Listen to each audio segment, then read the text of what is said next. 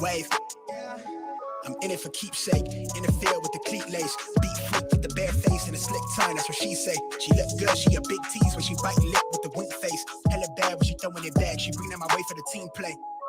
For Pete's sake, I'm above average, I padded my stat. I gotta matter what he say. I'm the 2010, got LeBron James off the backboard, type of bad boy. Hold it down for the task force. If I run his faith, then you ask for it. Niggas cross need to laugh more. I keep it 100 on dashboard. The live show needed passport, cause the beat bounced to the cap torn. Feel like I live it fast forward, but I asked for it. Misfit, got a quick lit on a crash course from the tattered garment to the tabloid. Fuck how I live it into existence. Might be ahead of myself, but the bank account did drop up a couple figures. Feel like nobody could fuck with us. I'm a flight risk. I play among the stars in the Hollywood Hill, the space station couldn't even get in touch with me. Praise faith that I stuck with it.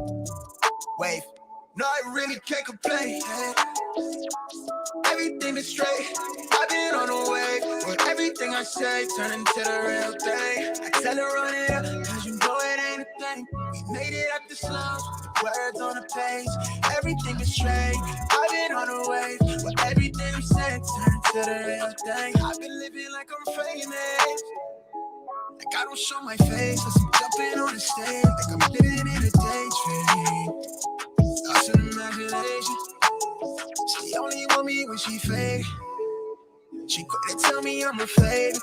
She ain't told no lie, she love it when I catch my cadence. She gone off the deep end, pull up every week, and I hate to let her down, but I'm in a fast life, so they never slowing me down. Heart rate dropping like an no sleep out. How you switch up, you always let me down. Wonder why I turn into a cold of me now. It could be worse, right? I got where I'm at without no work-life balance. You tell me that it's love, but I'm knowing that it's madness. Swap with me, God, cut us for the same fabric. No, I really can't complain. Everything is straight. I've been on the wave. But everything I say turn into the real thing. Tell them run it up, you know it ain't a thing. We made it out the slums with the words on the page, everything is straight. I've been on the wave, where everything I'm saying turn into a real day.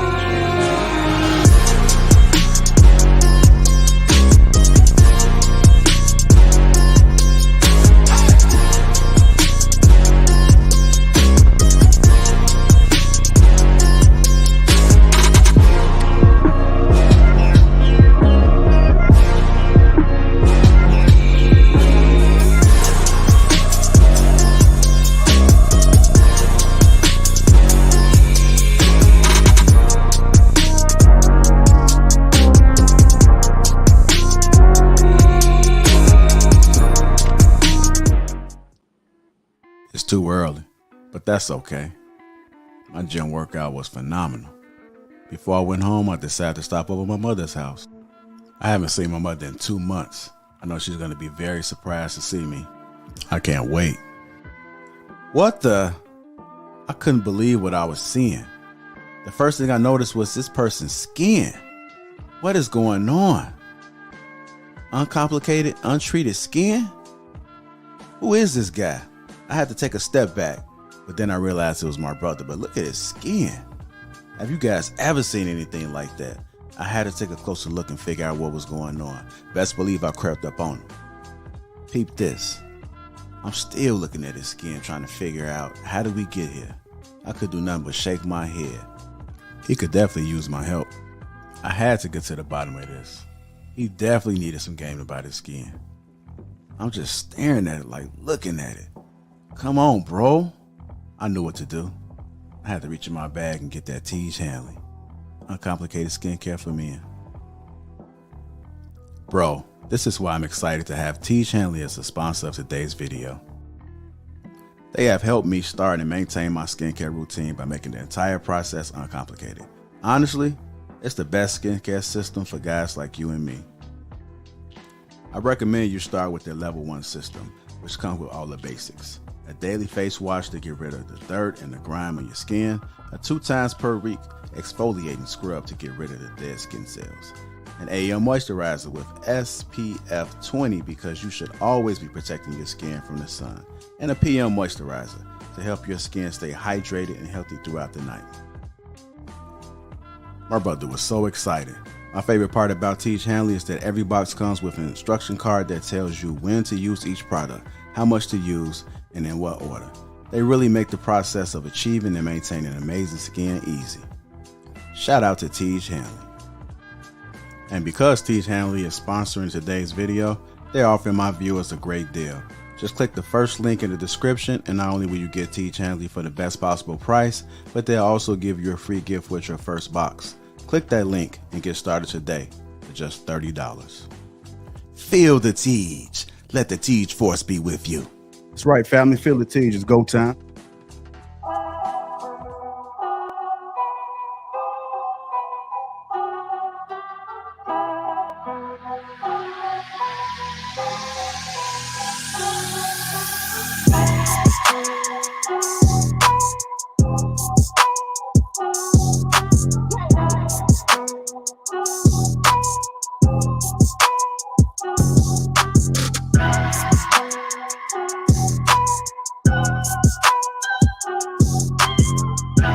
What's going on, family? Welcome to King Talk. To introduce the crew.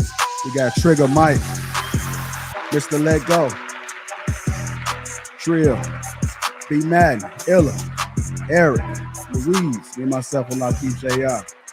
Welcome to King Talk on Lapeef Network. What's going on, family? What's going on? How y'all doing? I'm good, man. I'm fine. We good. All good here. All is well. Blessed and highly favored. Yeah. You guys on the cam. I'm trying to get it together in the midst of doing this. It's good to see you guys. I appreciate you guys for tuning in. King Talk today. Shout out to the sponsor, Tej Hanley Uncomplicated Skincare for Men. 30% off along with a free gift. That link is in the description, so make sure you guys click that link. That is how you're able to get the discount along with a free gift. Also, let me see who we got in the chat real quick. Shamar Lawrence, City Boy 313. Chicago Real, I see you in here. He says, get the likes up. Make sure you guys hit that like button if you haven't already. So we got HR in the building just in case there are some hurt feelings needed to be filled out via chat or on the panel.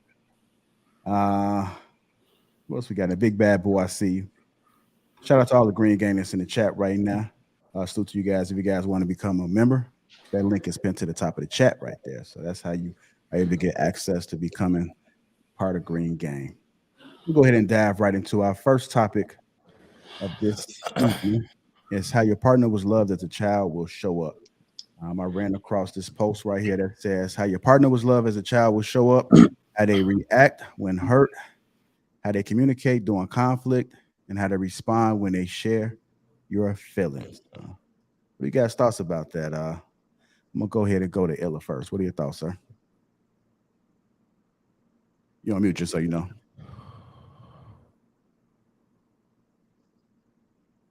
You gotta unmute.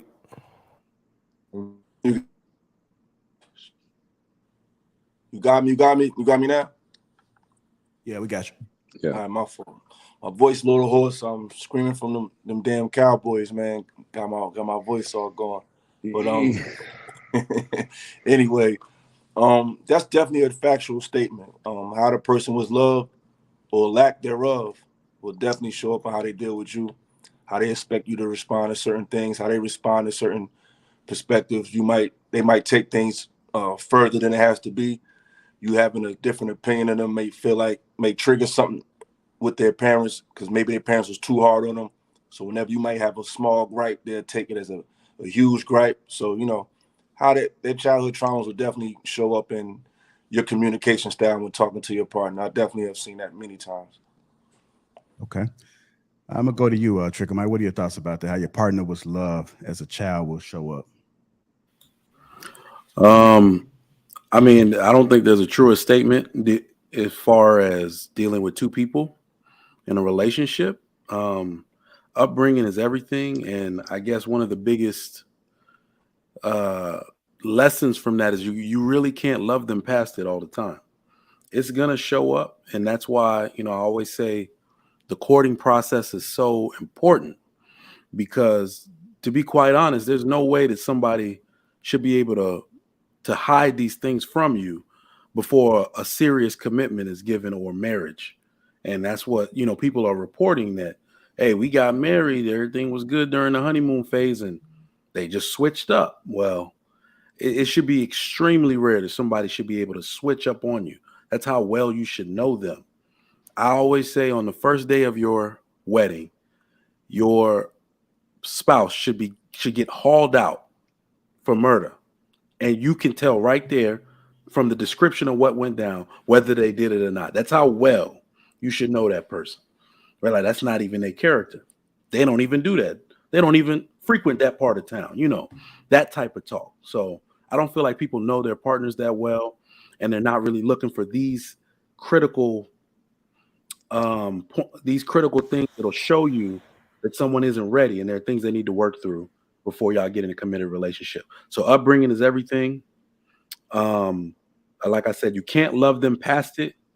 You can definitely, befriend them, try to get them to seek help, but it's of the utmost importance. I got a question for you, Trigger Mike. So if you guys never have any conflict and then all of a sudden you get married and then you get conflict and then you see a whole different side of that, would you suggest creating a conflict situation to see how they react? So that's an excellent question, bro. So seriously, there are a lot of dudes that be like, well, she's just so pleasant.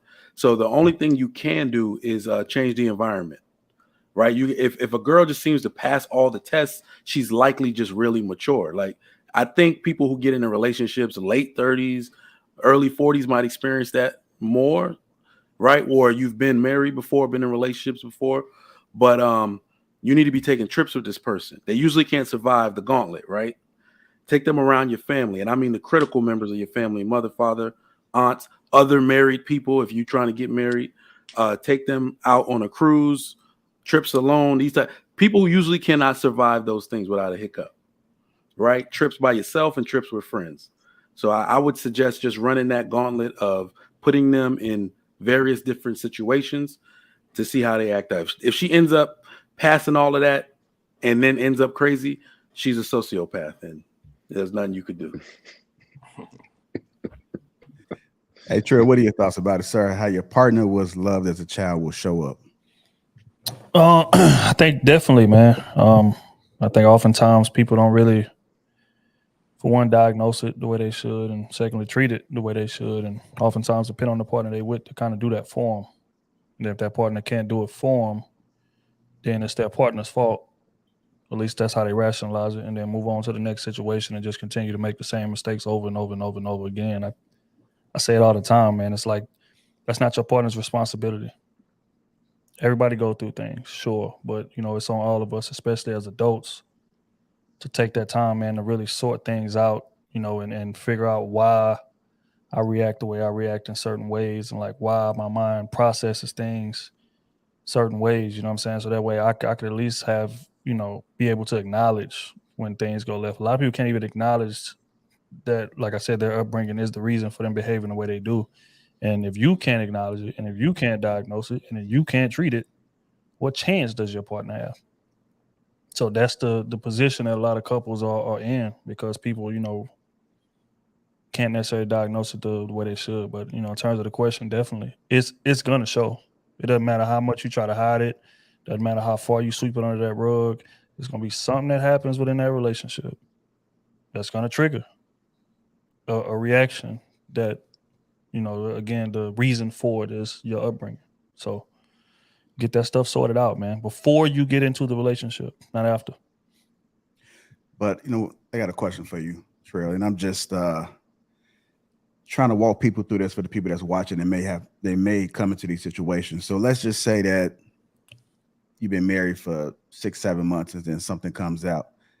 Let's just say that person was never called out on that, or they never realized that they had the issue, and it was because of their upbringing, and you call it out. Kind of walk us through that situation, because some people, when you tell them about themselves, they look at you like you the crazy one. So, like, how do you respond to something like that? Well, first and foremost, man, all you can do is just point out the issues that you have with the situation. Point out, you don't necessarily got to diagnose it. I'm not saying you got to tell them, hey, nah, man, your issue's coming from here.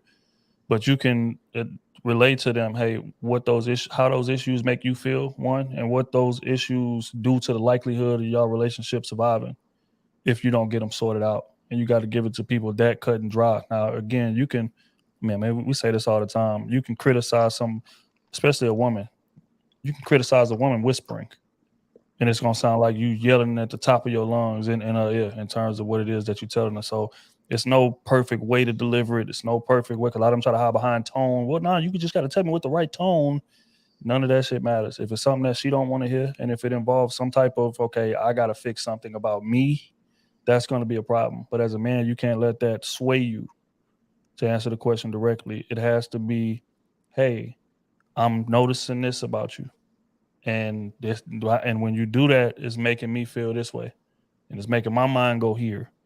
So you need to figure that out. You need to work on that. You need to do whatever. And again, give them a chance to. But if the behavior just continues and continues and continues, it's time to move around. Again, it is not your job to be their therapist. It is not your job to be their doctor. Like, your job is just like going to a car lot. I'm not going to a car lot and paying full price for a car that I have to fix the engine as soon as I drive it off of the lot. No, that's not my responsibility. My responsibility after I buy it, a flat tire, changing the windshield wipers, a light bulb go out, things of that nature. Maintenance is my job, not bringing that car to the garage, having to break it down to bits and pieces and then put it back together just so it can function properly. It's not my job. And a lot of men oftentimes take on that task insanely, in my opinion. So I'm here to tell men, don't do that, ever. And women, don't do that, ever. It's on them to fix it. Doesn't matter how much you want to fix it for them. In reality, you can't. You can give somebody the blueprint. You can give somebody all the advice in the world, but it's on them to go fix it. It's on them to go do it. So don't, again, drain your cup empty trying to pour into somebody else. It's not worth it. And that was going to be my next question, too, is this happened on the other side with men. Matt, go ahead and answer this question. How your partner was loved as a child will show up. What are your thoughts, sir? I mean, I think that's absolutely correct. I'm kind of going with everybody else on this. It's how she was loved, how your partner was loved as a child would definitely show up, and how they weren't loved would definitely show up too. What type of environment they grew up in would definitely show up. Who was in the household, who was absent, who had your partner as a child, or through adolescence the majority of the time. Was mama there the majority of the time, or was grandmama doing it? You know what I'm saying? Was daddy there all the time, or was he absent? What is she longing for? What is she trying to get out of you? Is a big thing too, because she might have been loved a particular way, but she's missing a whole nother piece, which is a lot of times why they end up trying to date the type of men that they date, because it reminds them, or it makes them feel like that's what they're missing. You know, and that's why they need somebody else to kind of fill that void. But at the end of the day, as a man, a lot of times it's an impossible void to fill, because we don't always know exactly what needs to go there. You know, we're not psychiatrists. That's not our profession unless it is, you know. We just try to navigate the best way we can. Something Trill said that caught my ear was how he even changed. I can tell he's married because I can tell how he changed his language, even talking to a woman when he's saying that, hey, bring it to their attention, saying, hey, the way you said this made me feel like this, you know, really pushing the communication, the logic, and wrapping that with feelings and emotion to kind of hit home. I thought was really, really important because you got to speak their language to really hit home and get your point across. All right. What are your thoughts, Luis? Yeah, upbringing is really the basic foundation of a lot of people's life and how they start off. But I would say this: I think that the first 18 years is bad programming, right? And then I think it's up to you at that point as an adult to really dive deep and work on yourself and really work on those things of those insecurities, those shortcomings, why you might lash out, why do you communicate in the style that you do, or maybe perhaps why you run away from conflict, right? And I think that far too often that kind of work isn't really done up front. And I know one of the things that Trigger Mike had brought up is the vetting process. Like, how do you handle conflict resolution? Do you require space? Do you need time? Like, how do you kind of express yourself and communicate that towards your partner? And I think having that kind of conversation, and obviously, they need mud on their boots. You got to put them through that kind of trial so they, you understand how they could handle conflict. But I think far too often people don't do that kind of introspection work inside to kind of handle that prior to getting into a relationship. And they just get on this hamster wheel, going from the next person to the next person, experiencing the same outcome. So, Just to let go. all right. The first thing I want to say is how your partner was not loved will show up, because that's, especially as men, that's what we usually have to be prepared for when we're dealing with women. And most, especially as Black folks, most women, not every, but most women usually have the same issue. Their mother traumatized them, gaslighted them, made them feel like they weren't enough, talk bad about their hair. The biggest enemy to the women that we're dating is their own mother. And the first thing you have to see is how, because she's not necessarily going to be able to articulate it properly, because she's certain sides of her that she just doesn't even know that is there, because she's pushed it so far back where she doesn't even know how she feels about certain things, because women suppress their trauma when things go wrong. We men deal with trauma, but not to the level of women. So the first thing you want to do is see if she's the extreme opposite of her mother. So the first thing I always try to do is find out how her mother was. And I want to see if she's like her mother or is she the totally opposite of her mother? Because it's going to be one of the two things. If her mother was like loud and extra whatever, is she real slow, like slow to respond?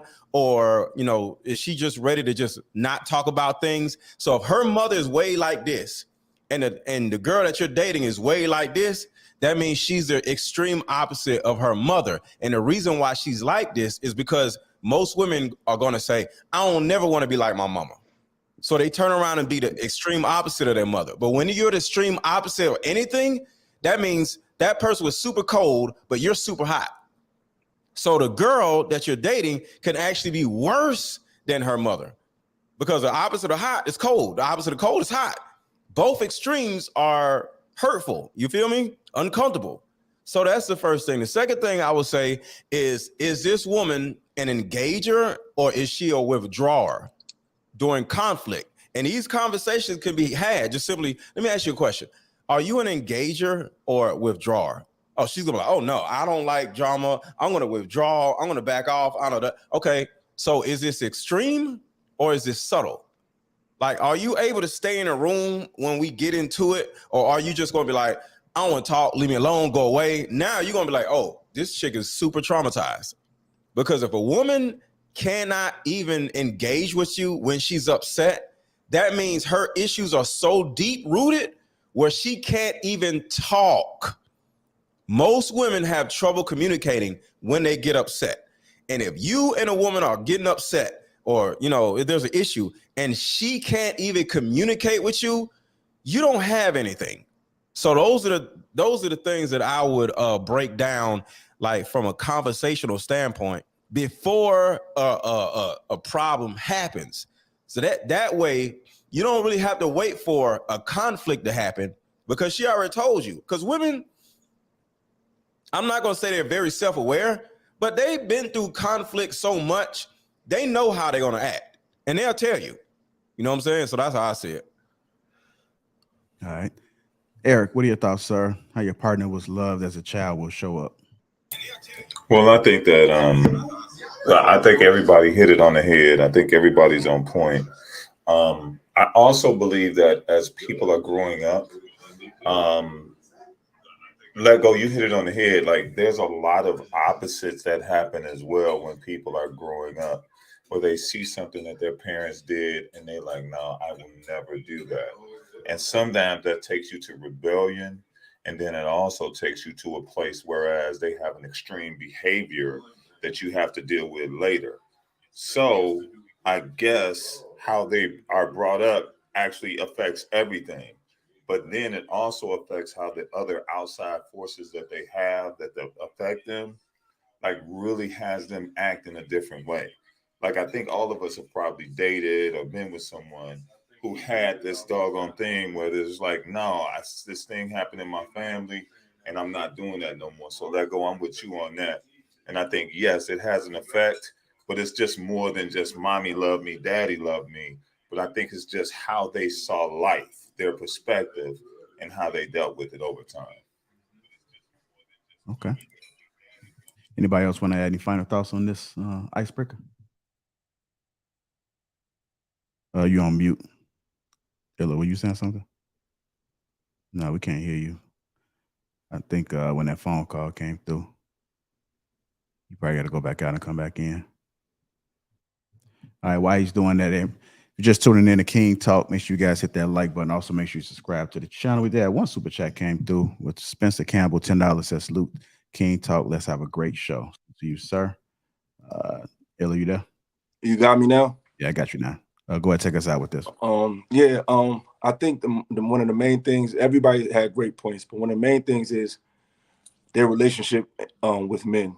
You know, how they deal with men, whether it be their brothers, whether it be their friends, what other men allow them to do that they may think is cool, that you'll find out it's not really cool with you. Like, a lot of guys, they may let women talk to them a certain kind of way. Certain language is cool.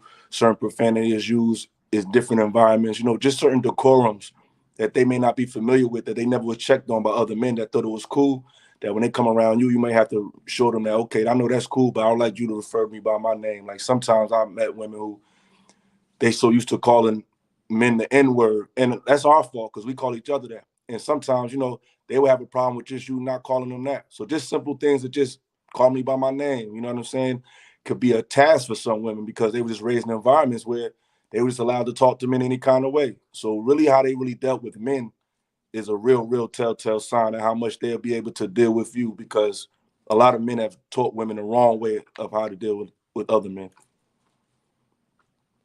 It's an excellent point right there. I'm going to go ahead and transition to our next topic. Again, if you haven't already, make sure you guys hit that like button. Also, make sure you subscribe to the channel. We kind of brought this up, validating her feelings. I got a clip to play with this. Create an environment for your woman to feel safe, secure with her emotions, all emotions, not just the good emotions. In order for a woman to be free in love and submissive, this needs to be there. And so when your woman comes to you with a problem, don't shut it down and don't invalidate their feelings. And let me give you guys some game. I know there's a saying, feels before reals. Just because a person feel like that don't mean that they right. That's true. It's 100% true. But you have to make sure you're not invalidating your woman's feelings. She feels like that. You don't have to agree with it, but don't tell her she crazy because she feels like that. When your woman comes to you with a problem or concern, or she feel like you did something to her, acknowledge it. You don't have to submit to it or whatever, but don't invalidate it, because when you do that one time and you start to invalidate your woman's feelings, you're going to get a different woman. You're not going to get the woman that's open, trusting, freely in love, freely submissive and vulnerable and feminine. She's going to start to give you a more masculine version of herself. All right. So he's saying, let me just ask you guys this. How many people have been in a situation before where, sure, I see you raising up. How many of y'all been in a situation before where you knew you were right, but you just chose not to go down that path? Essentially, that's what it seemed like he was saying. Wait, been in before or this week? Like what? What you talking? Today or what? Like, shoot, that's. That's a daily thing. That's a daily thing. Yeah, man. That's a daily thing. Shoot, it might be the definition of husband right there. Know you right, but got to keep the peace. It might be the definition of husband right there. Mm-hmm. Know you right. All right, Trick Mike, go ahead and expand on it a little bit. Might be the definition of husband right there. Hold on, who's that? Know you right. Yeah, I would and expand on it a little bit. Definition of husband right. I might be Ali. Yeah, all right, go ahead. I think we fixed it. Ali, you got that background YouTube playing. Got you. My bad. I didn't mean to do that. No, but it's an art form. All right, so this is not something that you can really give advice on. This is one of those things. When I say that a husband isn't a husband on day one, yes, you have to have the characteristics of a husband, sure, to do the job correctly. But more or less, it's a trial and error job. And this is one of those things that you might fail at a lot, because we live in the most emotional generation ever. So some things as a man, especially with your biological makeup and the way you process things, you just want to insert logic into the situation as quick as you can. And that is, you're going to find out with your woman, is another way to invalidate their feelings.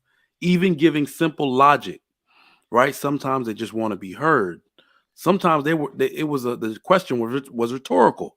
They didn't even want an answer, right? So men are going to struggle with this. So there's no easy way to say it. There's no way to sugarcoat it. Learning your woman how to listen to her, when to stop and give advice, when to validate, even, dare I say, when to placate. And just be like, all right, well, you know the right answer. Like JR said, you right, or the situation you want to give or the fix you want to give is what's needed, but you still got to maybe hold off until a later date till she's in a space to hear that. All of that is encompassed in the job of a husband. I've watched men do it masterfully, right? And even give advice to other people behind the scenes like, nah, don't deal with that right now. You'll see all this at barbecues, family reunions. You'll see this type of stuff, and you got to learn from the OGs that this is a process that starts when you become a husband, but it takes a lifetime to master. Oh, freaking Mike. I'm curious what everybody else got to say, because sometimes you just got to say something.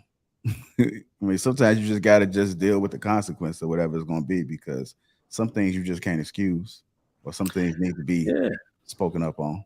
Well, I would say this. I don't really understand why something has to be said. just in just the way I see things, I don't care, you know, and it's not that I don't care about her. I don't care about being right. I don't care about inserting logic. Like, let her be. I believe in embracing female nature. Like, I love women. Let her just do whatever she's doing. You know, why does it hurt me?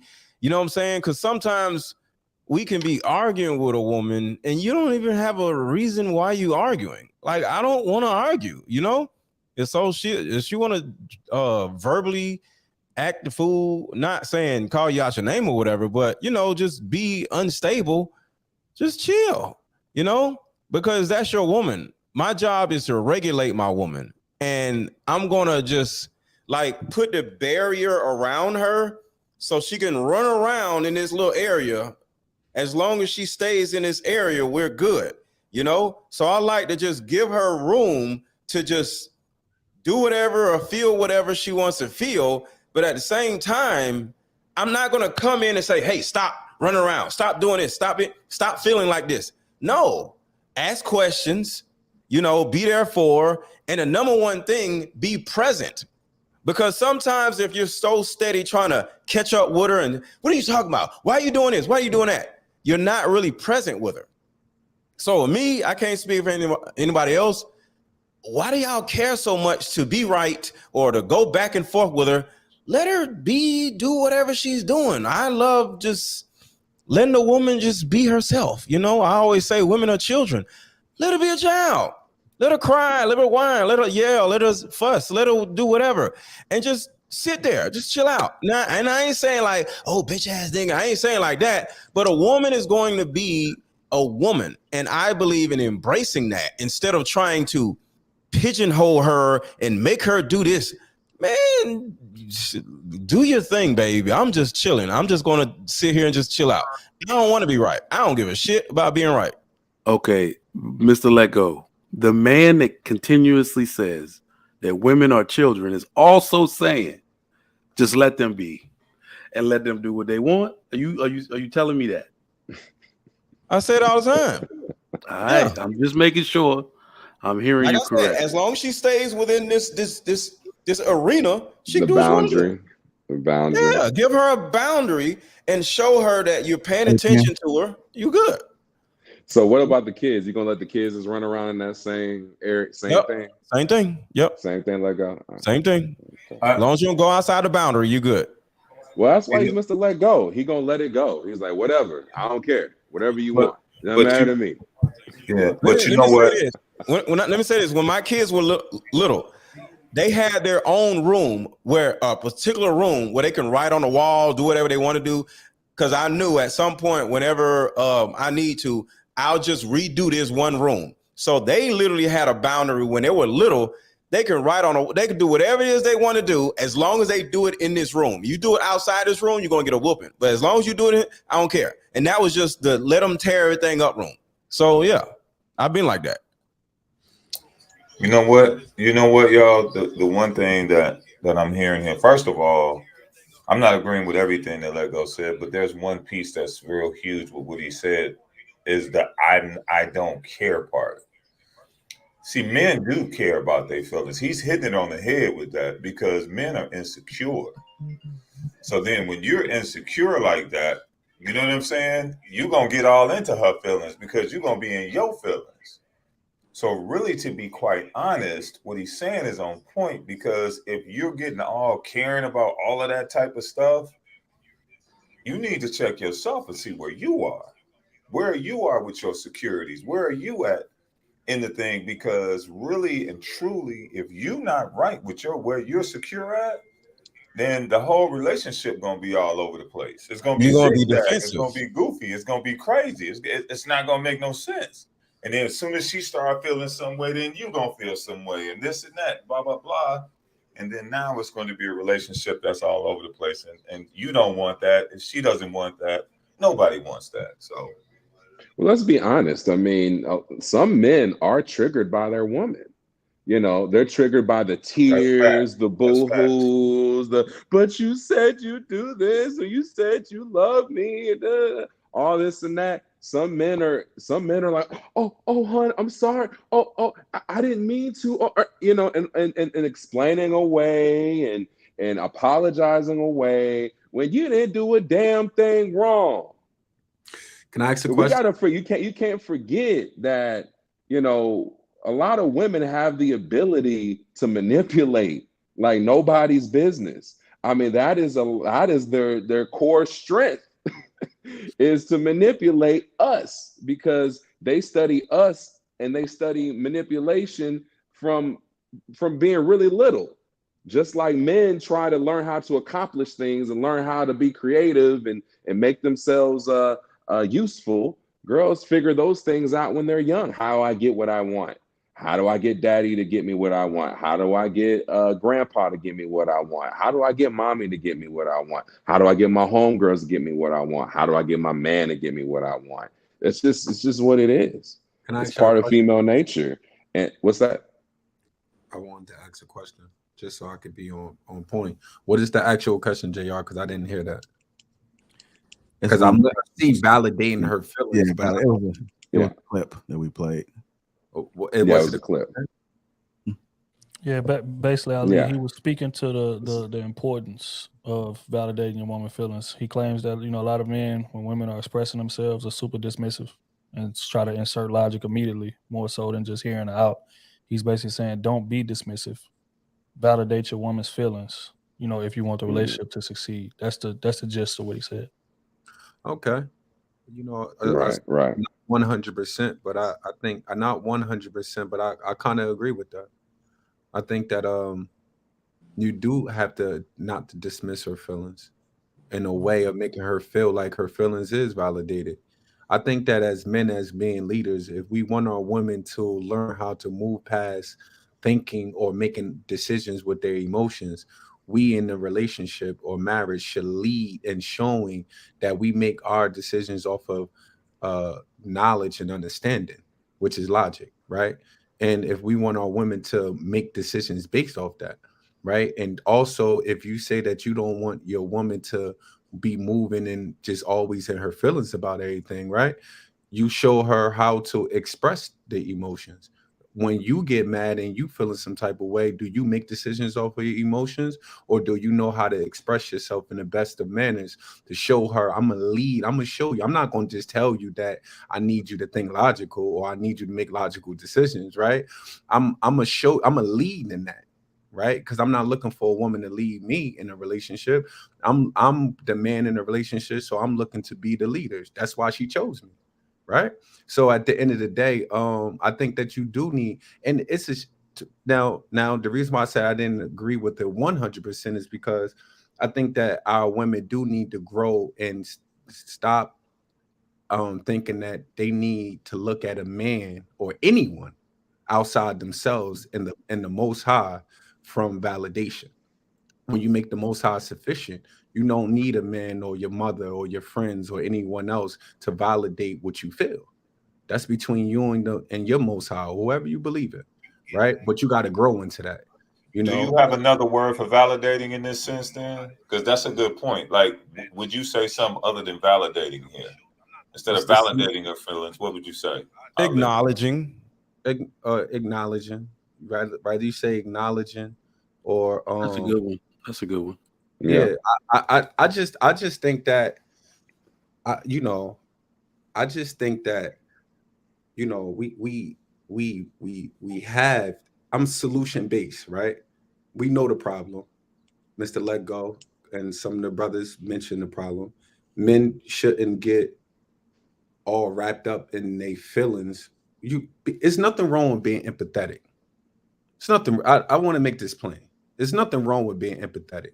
The more compassionate that we have, right, the more you able to balance things out, and then the more your woman actually really want to speak to you. You be surprised what she's not telling you. Really, in reality, you be really surprised. It's what Drake said is not what you say, is what you don't say, right? So it's the things that it's a lot of men right now married to a woman that they are with that they don't even know that their wife was molested or raped when she was 14, 13 years old. So he don't even know how to deal with her. So he's dealing with a broken or a bruised woman that don't really trust men or have this hatred with men secretly. But and sometimes subconsciously, and she don't even really know. Well, she do know, but he's not even a go-to to talk. She with the men that she can't even speak to and be transparent with. So the thing about it, but when you being empathetic and compassionate, then and make it easy for someone, and this is what the man meaning by validating her feelings, or being acknowledging her feelings. When you are approachable and you don't, and you able to listen, sometimes you just got to listen. We, as any parents that's up here, we all know our children we teach our children how to talk while our children teach us how to be quiet. So you can just listen. When your woman is talking, she's telling you a lot without you even knowing. But if you just shutting her down, dismissing her feelings, you're not being approachable. And then guess what? That's how your business and all her stuff is getting out everywhere else, because she can't talk to you. She's not transparent with you. Now, that's no excuse, but I'm just telling you this is the problem. So the solution to this: be more approachable, be compassionate, acknowledge her feelings, and then guide her. And because you're the standard in the household, if God is the standard or is at the top, and you the head in the household, and she's following your lead, then lead in that aspect to show her how to get to a certain level. Let me give y'all an example of acknowledging a woman, staying in the room with her, and then still giving her a solution, right? Say your kid calls you and says, there's a boogeyman in the closet, right? Now, a dismissive parent will go in there and say, hey, ain't nothing in the closet. Go to bed, right? We think about our woman, right? So you go in a room instead of doing that and say, wait, is a boogeyman in the closet? And you go in the closet, hey, boogeyman, leave my child alone.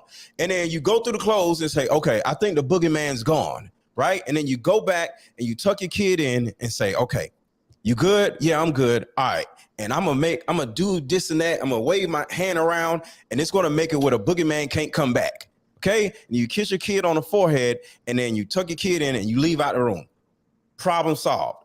You did not solve the problem. You literally acknowledged the problem, because there is really no boogeyman, right? So if you actually, because sometimes a woman wants to get how you feel about her issue, right? You don't supposed to get rid of the problem all the time. You just have to acknowledge that there is a problem. And sometimes once you get to that point where she sees that you see her, because women just want attention, just like children. They want to be seen, they want to be heard, they want to be acknowledged. But sometimes as men, you're going to be like, yo, you talking about Sheila at work again? Why you keep talking about? Nope. You say, you know what? I'm so sick of Sheila. She get on my damn nerves just like she get on your nerves. You acknowledge the boogeyman just like with the child, right? You talk about Sheila, even though you sick of talking about Sheila, and you get mad at Sheila like you care about some damn Sheila. You're acknowledging the boogeyman, and then you tuck her in and you acknowledge her and you kiss her on the forehead and say, because of you don't like Sheila, I don't like Sheila either. That's really all she wants. She just she wants you to not like Sheila, just like she doesn't like Sheila.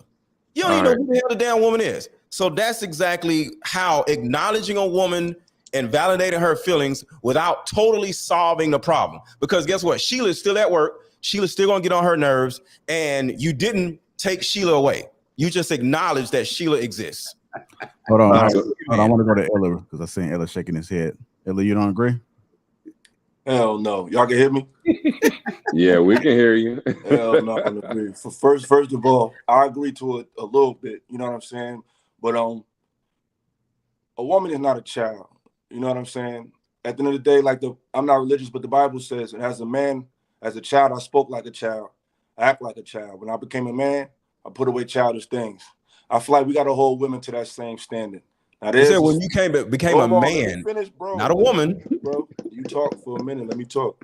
So on one hand, I do understand how you got to let women be themselves. But at the same time, if the boogeyman is Sheila, then that means I need to get to know what's going on in my woman's mind so she can realize that Sheila is not the boogeyman. I feel like as a man, it's our job to perfect our woman, and in some way she can help perfect me.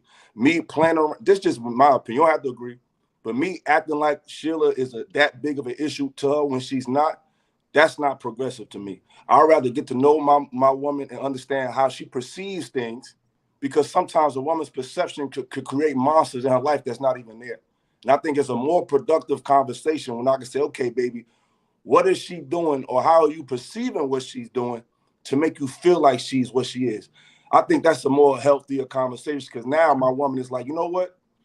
I'm looking at this thing all wrong.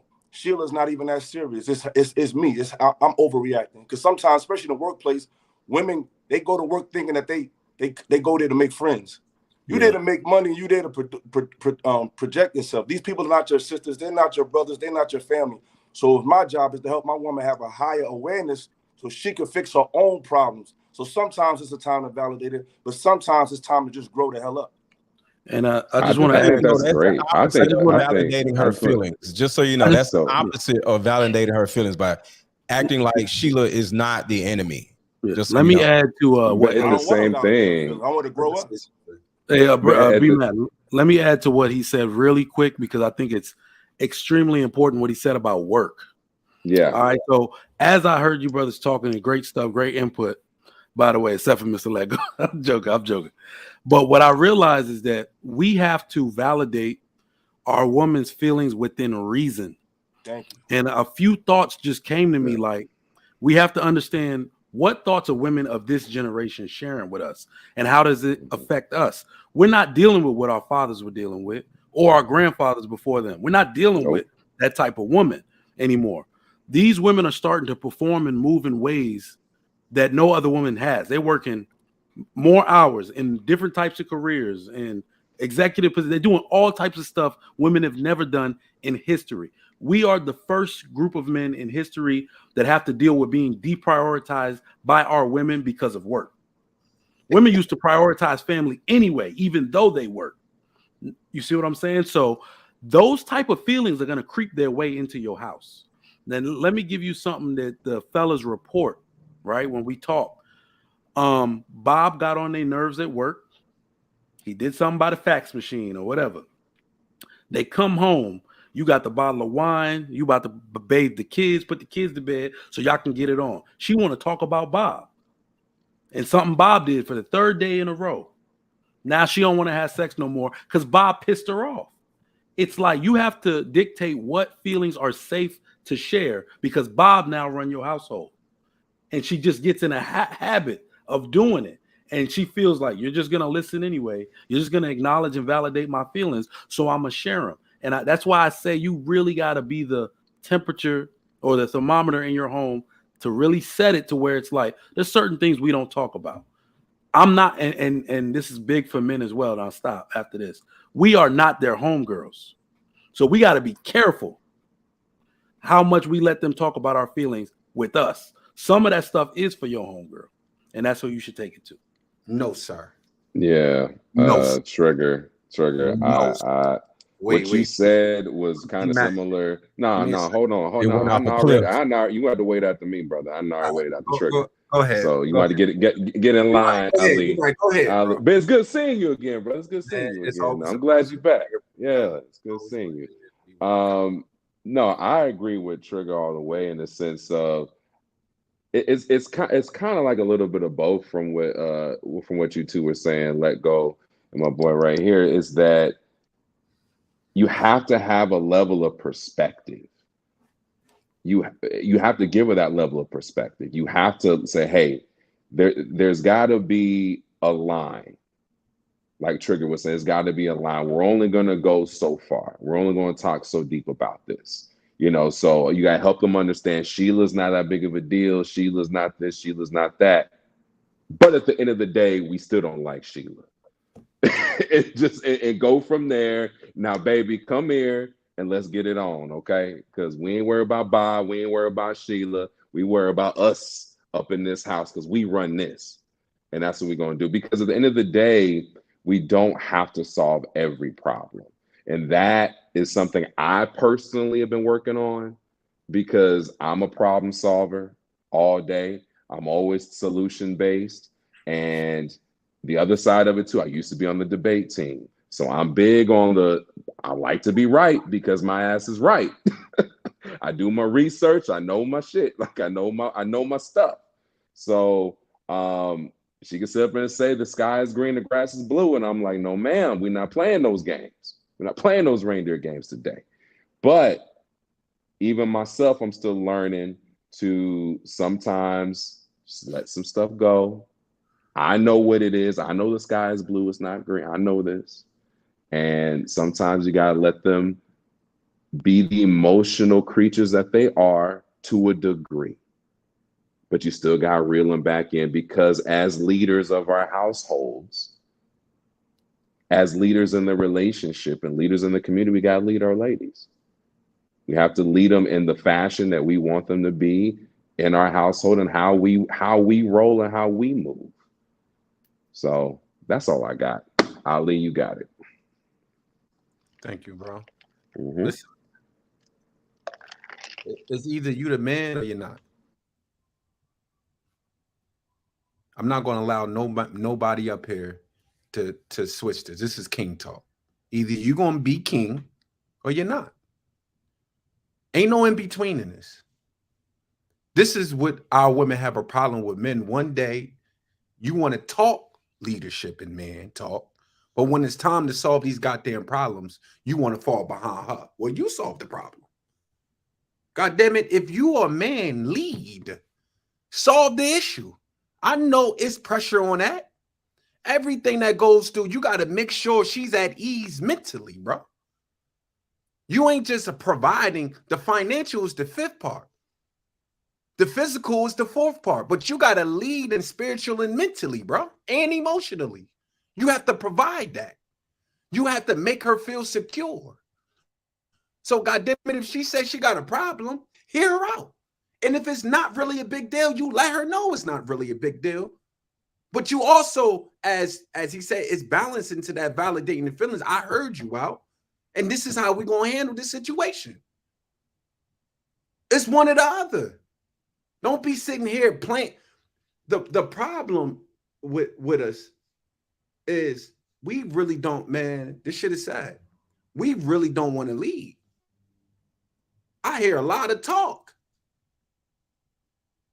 But when it's time to lead, you looking for a woman to do things, to take care of you in every goddamn thing besides sex. And sometimes y'all lazy in that shit. Man up. Talking about some things is for the, if it's a problem, if she's having a problem, why you want her to start talking to her friends and everyone outside, what she needs you for? We got to become transparent with each other.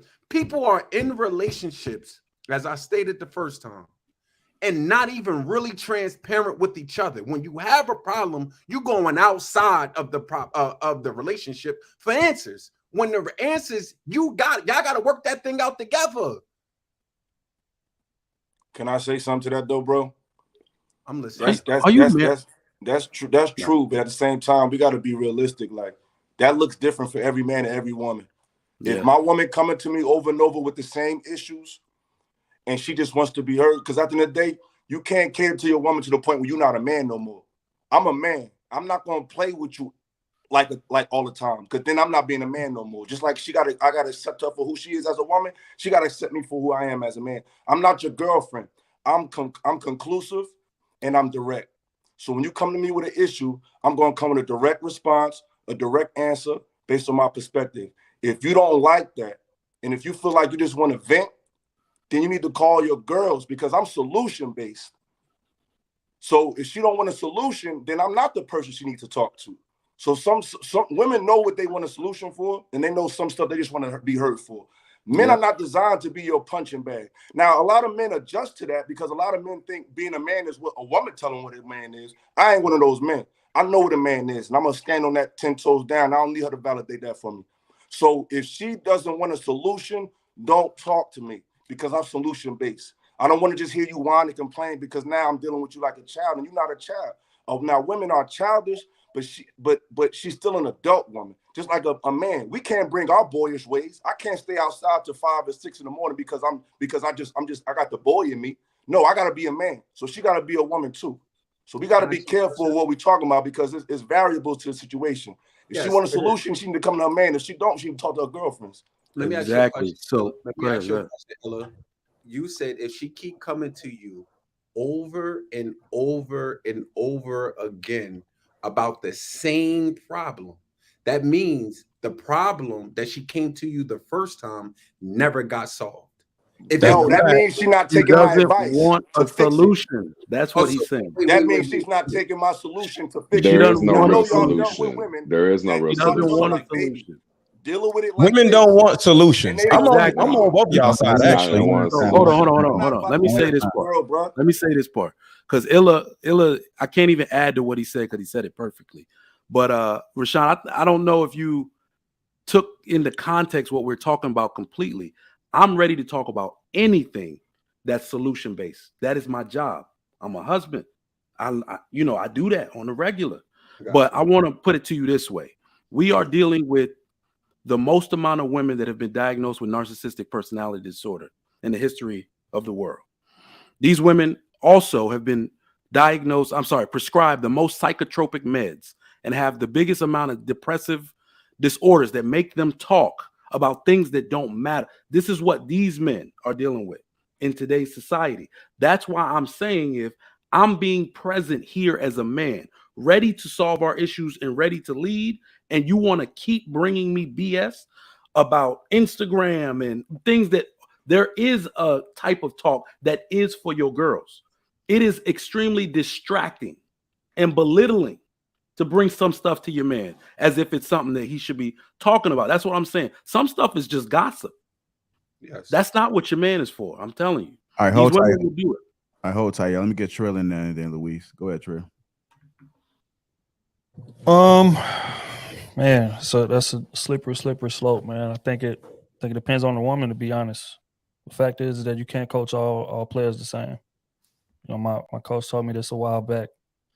You know, I used to play ball and it'd be like, you know, there's certain players that you can just yell at, just get on their ass 24/7, grind their gears, beat them up, you know what I'm saying, in terms of trying to get your message into them, and that's going to bring the most efficient version of them out. And then there's other players to where you got to put your arm around them, say, look, man, you need to be doing this, you need to be doing that, you know what I'm saying, whatever the case may be, but you got to talk to them a little more soft, you got to talk to them a little more, you know what I'm saying, you got to be a little more engaging with them per se, you know what I'm saying? So I think the same thing goes with your woman or anybody else in your life, man. Part of leadership is being able to look around you and know what to do and know what, you know, triggers to pull that's going to bring the most efficient version of everybody around you out. That is what being a leader is.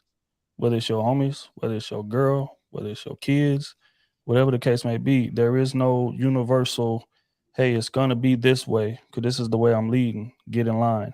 You would not reach the destination that way.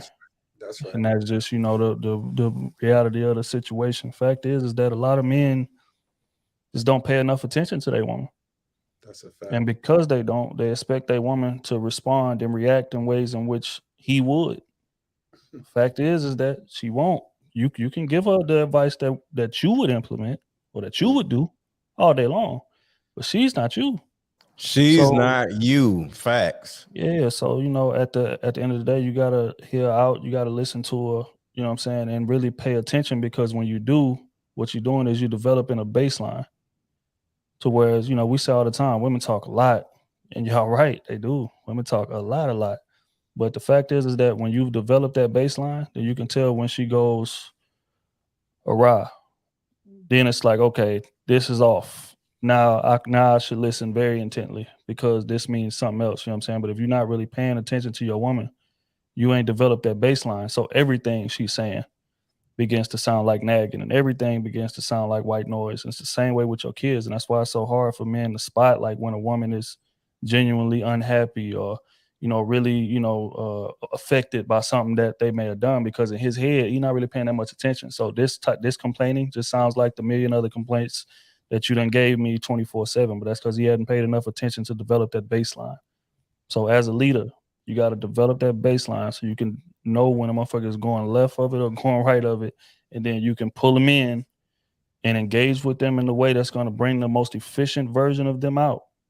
And then you get to the solution. But if you feel like, you know, hey, we're going to do it my way and get in line, get down or lay down, you're going to be divorced and on child support and paying alimony. That's just the reality of the situation. Facts. Yeah, I agree with that. True.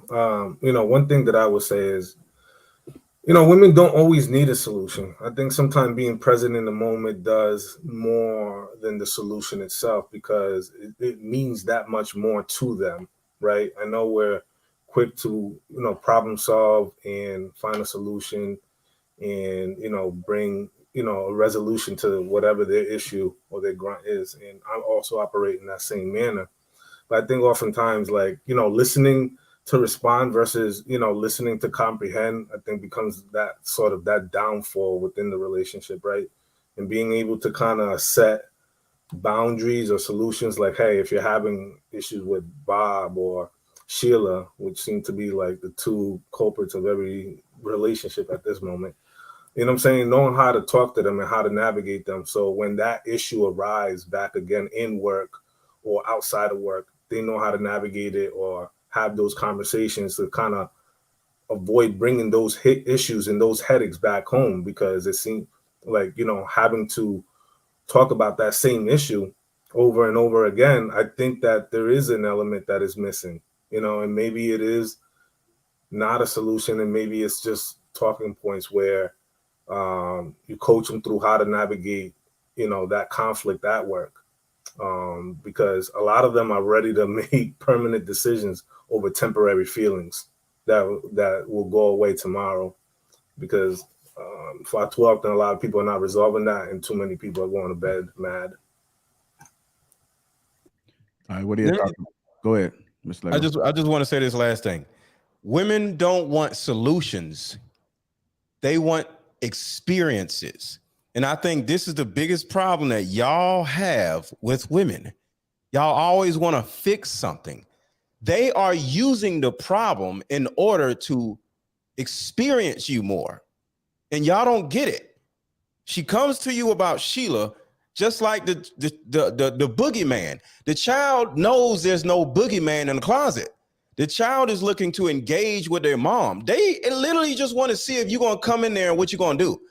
And when you go in there and you open everything, hey, and you start yelling at an object that's not even there, you're acting something out, and you're giving a child an experience of like, yeah, daddy, get him, daddy. The same thing with Sheila. Your woman wants to engage with you. She wants to experience you. She wants to experience, it's almost like acting in a play. You gotta tell her, I can't stand Sheila either. You can't turn around like, yo, Sheila's not a problem and she's just at work. You're not playing with her. This is what women enjoy doing. And it's not like manipulative. She's trying to experience. This is a part of her relationship experience. Just like in a closet, you gotta act like there's a boogeyman there.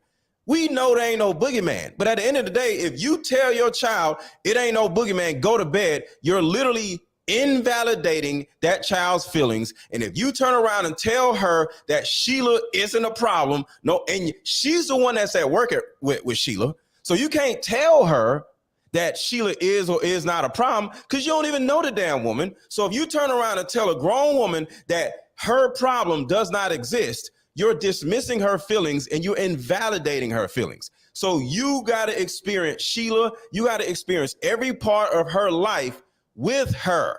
Now, if she, just like with a child in a room, once you kiss him on the him or her on the forehead and say, okay, now go to bed because I don't got rid of the boogeyman. It ain't no me coming back in here no more. Go your ass to bed because I just played in your play. Now it's time to go to bed. I gave you what you want. Don't call me about no damn boogeyman again. I just went through the play. So the same thing with what Illa said. She's not going to come in and keep complaining about Sheila because you played with her now. That don't mean she ain't going to keep complaining about Sheila That's until you play with her. All right, She's true. still but at what point, but Mr. Let Go, at what point do you allow this theatric to go on? I literally said it's over once you play with her.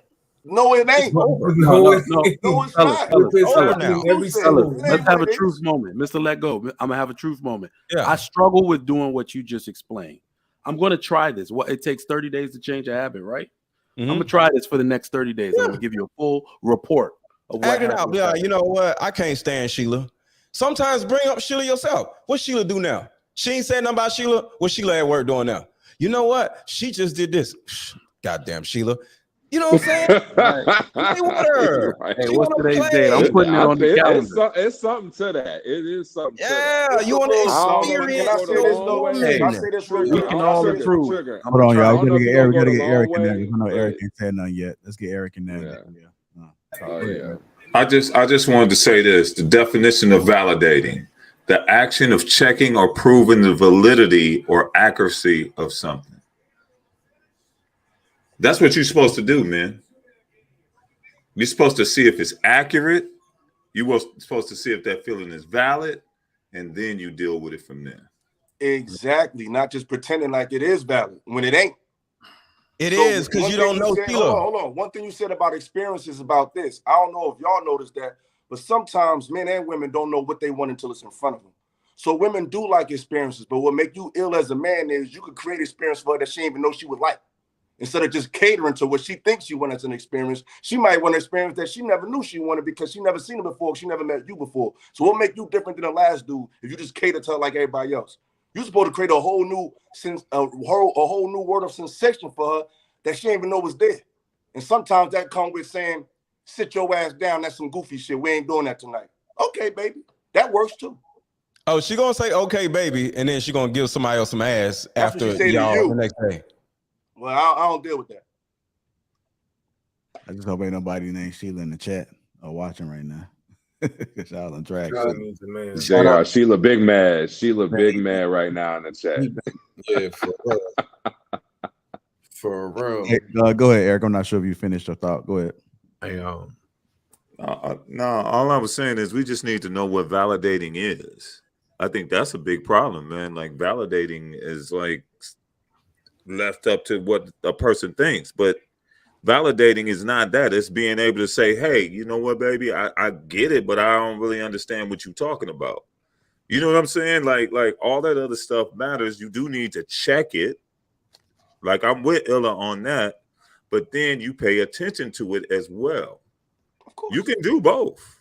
You can pay attention and check it too. You should be able to do both as a man. Exactly. Yeah, which is the thing about it is that men actually want the same thing in reverse. But we just don't Thank you, admit to bro. it, right? Like Thank you. perfect example, right? I was sitting on the couch watching my Cowboys this past Sunday. Man, that shit hurt me, Right. man. Why you mention I mean, it just brings back bad memories thinking about it, right? It's But the still point is still this, painful. It's still painful, True. right? Hold on. Let Trilla You know go what I'm because he got a good point. Go. because the point is this, right? Is that I know my wife don't really care nothing about no damn football. She don't know the positions. She don't know what defense. She's asking me why we lose, and I'm explaining it to her. She's sitting there nodding and hey, yeah, okay, like she actually understands what I'm saying, right? I love But this. it's just that little bit of relatability made me feel like, you know, it made me feel a little bit better because it's like, okay, she's taking the effort to try to relate to me. You know what I'm saying? Or it's no She different didn't just than shut you down. She was didn't right there shut with you you. down. She was right there right. with you. Sat She there and ain't watched say it's it just with a me. game. She ain't say it's just a Right. game. That's what I was about to say. That would piss you off. Most That would women, piss you off. It's just a game. It's just a Right. game. If you would have Right. dismissed, if she would have dismissed your feelings, you would have been like, this bitch. You know what I'm saying? But instead of you, she'll be like, them damn 49ers or whatever right. them damn, Those damn I hate refs. them. Those And she don't even know refs. who the hell they are, right? She's Right. playing the game with you. That's what I'm saying. The 49ers is the boogeyman in that scenario to the man, y'all. You got to experience these things with your mate, y'all. Oh, no, it doesn't. Y'all got to get out of y'all logic shit. Sometimes you want to have fun with your lady, experience life with your lady, y'all. Damn. Well, So which she is can experience with you too. But Mr. Hey, Lego, which Trill, is logical, which is logical, because what you're doing is you're improving on the relationship to get closer with one another. If you're looking at peace to create and keep your household to, if peace is the ultimate goal, and you want to continue on with the peace, the more that you incline or you merge, or that's your companion. You want her to be understanding to you. You got to be understanding to her. Now, you understand what I'm saying? So I agree with that minute, man. I'm just mad that Trill brought up the Cowboys.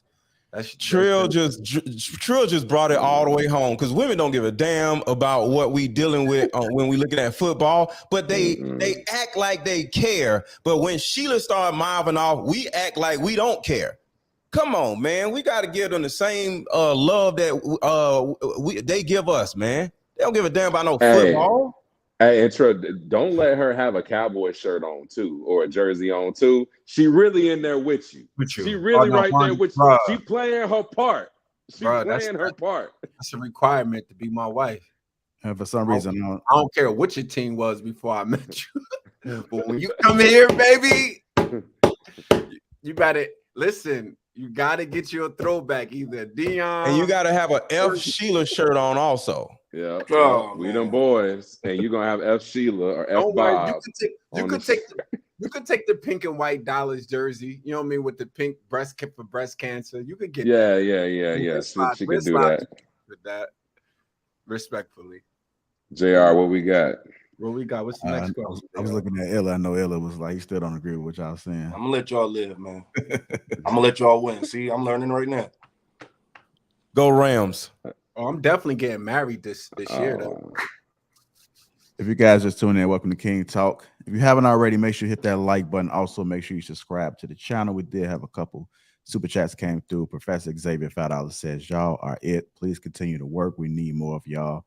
And it's all love from every black man in this MF. We also have Daddy Warbucks with the 99-cent sticker. Appreciate you, sir. Shout out to the sponsor, T Chanley. Make sure you guys click that link, 30% off on the free gift. That link is in the description. And again, please hit this like button. There's a lot of gems being dropped right now. We want to see if we can get this spread it right now while we can. So hit that like button. Also, make sure you subscribe to the channel. Getting married this year. It's going down, baby. Listen. Man, I'm gonna invite y'all. Listen, man, I'm gonna invite a few of y'all. You know, hey Trill, you in Houston, right? I gotta come on the show, man. We got a bill. We gotta talk. Just let me know. I'm whenever. It's a done deal, man. Whenever you're in town, just hit me. All right, I'm coming down next week. Let's do it. I'm in Chicago now. I would have pulled up on JR. Oh, no, I'm not in Chicago no more, man. My boy switched states. No, I've been here for a minute. Oh, okay. What's up with Rilla? Rilla in Atlanta now, right? Yeah. Mm-hmm. Chicago is peace, though. Yeah, Chicago is. I don't care what everybody else talking about. Chicago is peaceful to me. No, Chicago is dope. I've been. Yeah. There's a couple I met, and they said, man, we had the time of my life in Chicago. I said, that's what I'm talking about. I don't know what the news and everybody else that's in the media talking about, man. Chicago has a lot of great things about it. Nightlife. It does. I definitely have fun in Chicago. It's lit. It's litty for sure. But I need to go back. I ain't staying. I'm not staying though. I come visit. I ain't staying. Anybody on the East Coast? Ain't none of y'all on the East Coast? I'm from Jersey. Me too. I'm in Atlanta. Huh? I'm from Newark. Okay. Who still lives on the East Coast, bro? In Newark. I used to live by Seth. I'm from Plainfield. I used to live by Seth Barton on Dayton Street. So. Oh yeah, you was in hell, bro. They don't know nothing about that. Yeah, they'll What? Yeah, that's 14 years, bro. I was over there. I was back and forth from Plainfield to Seth.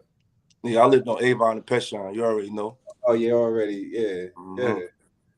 Ella, you say you in Newark? No, I'm from Newark. I'm in Charlotte now. Okay.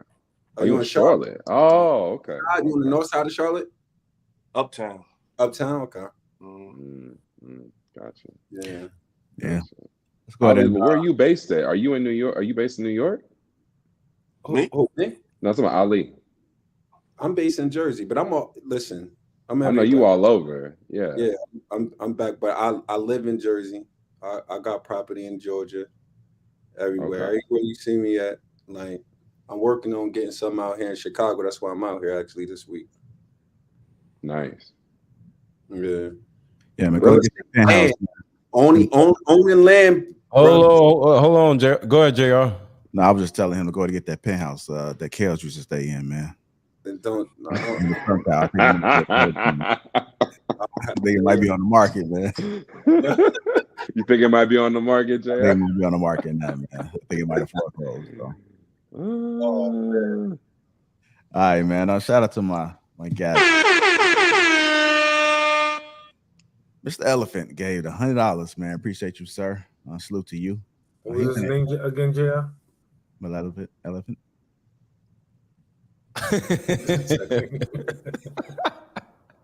Shout out to Malevolent Elephant.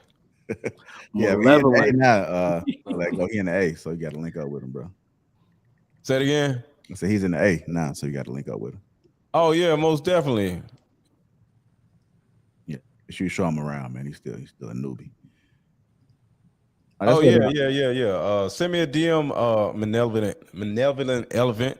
I don't see you out. I don't see you out here. All right. Say it again. What's it like? Go. Benevolent elephant. You raw, JR. Malevolent elephant. No, malevolent. That's what I said. Malevolent elephants.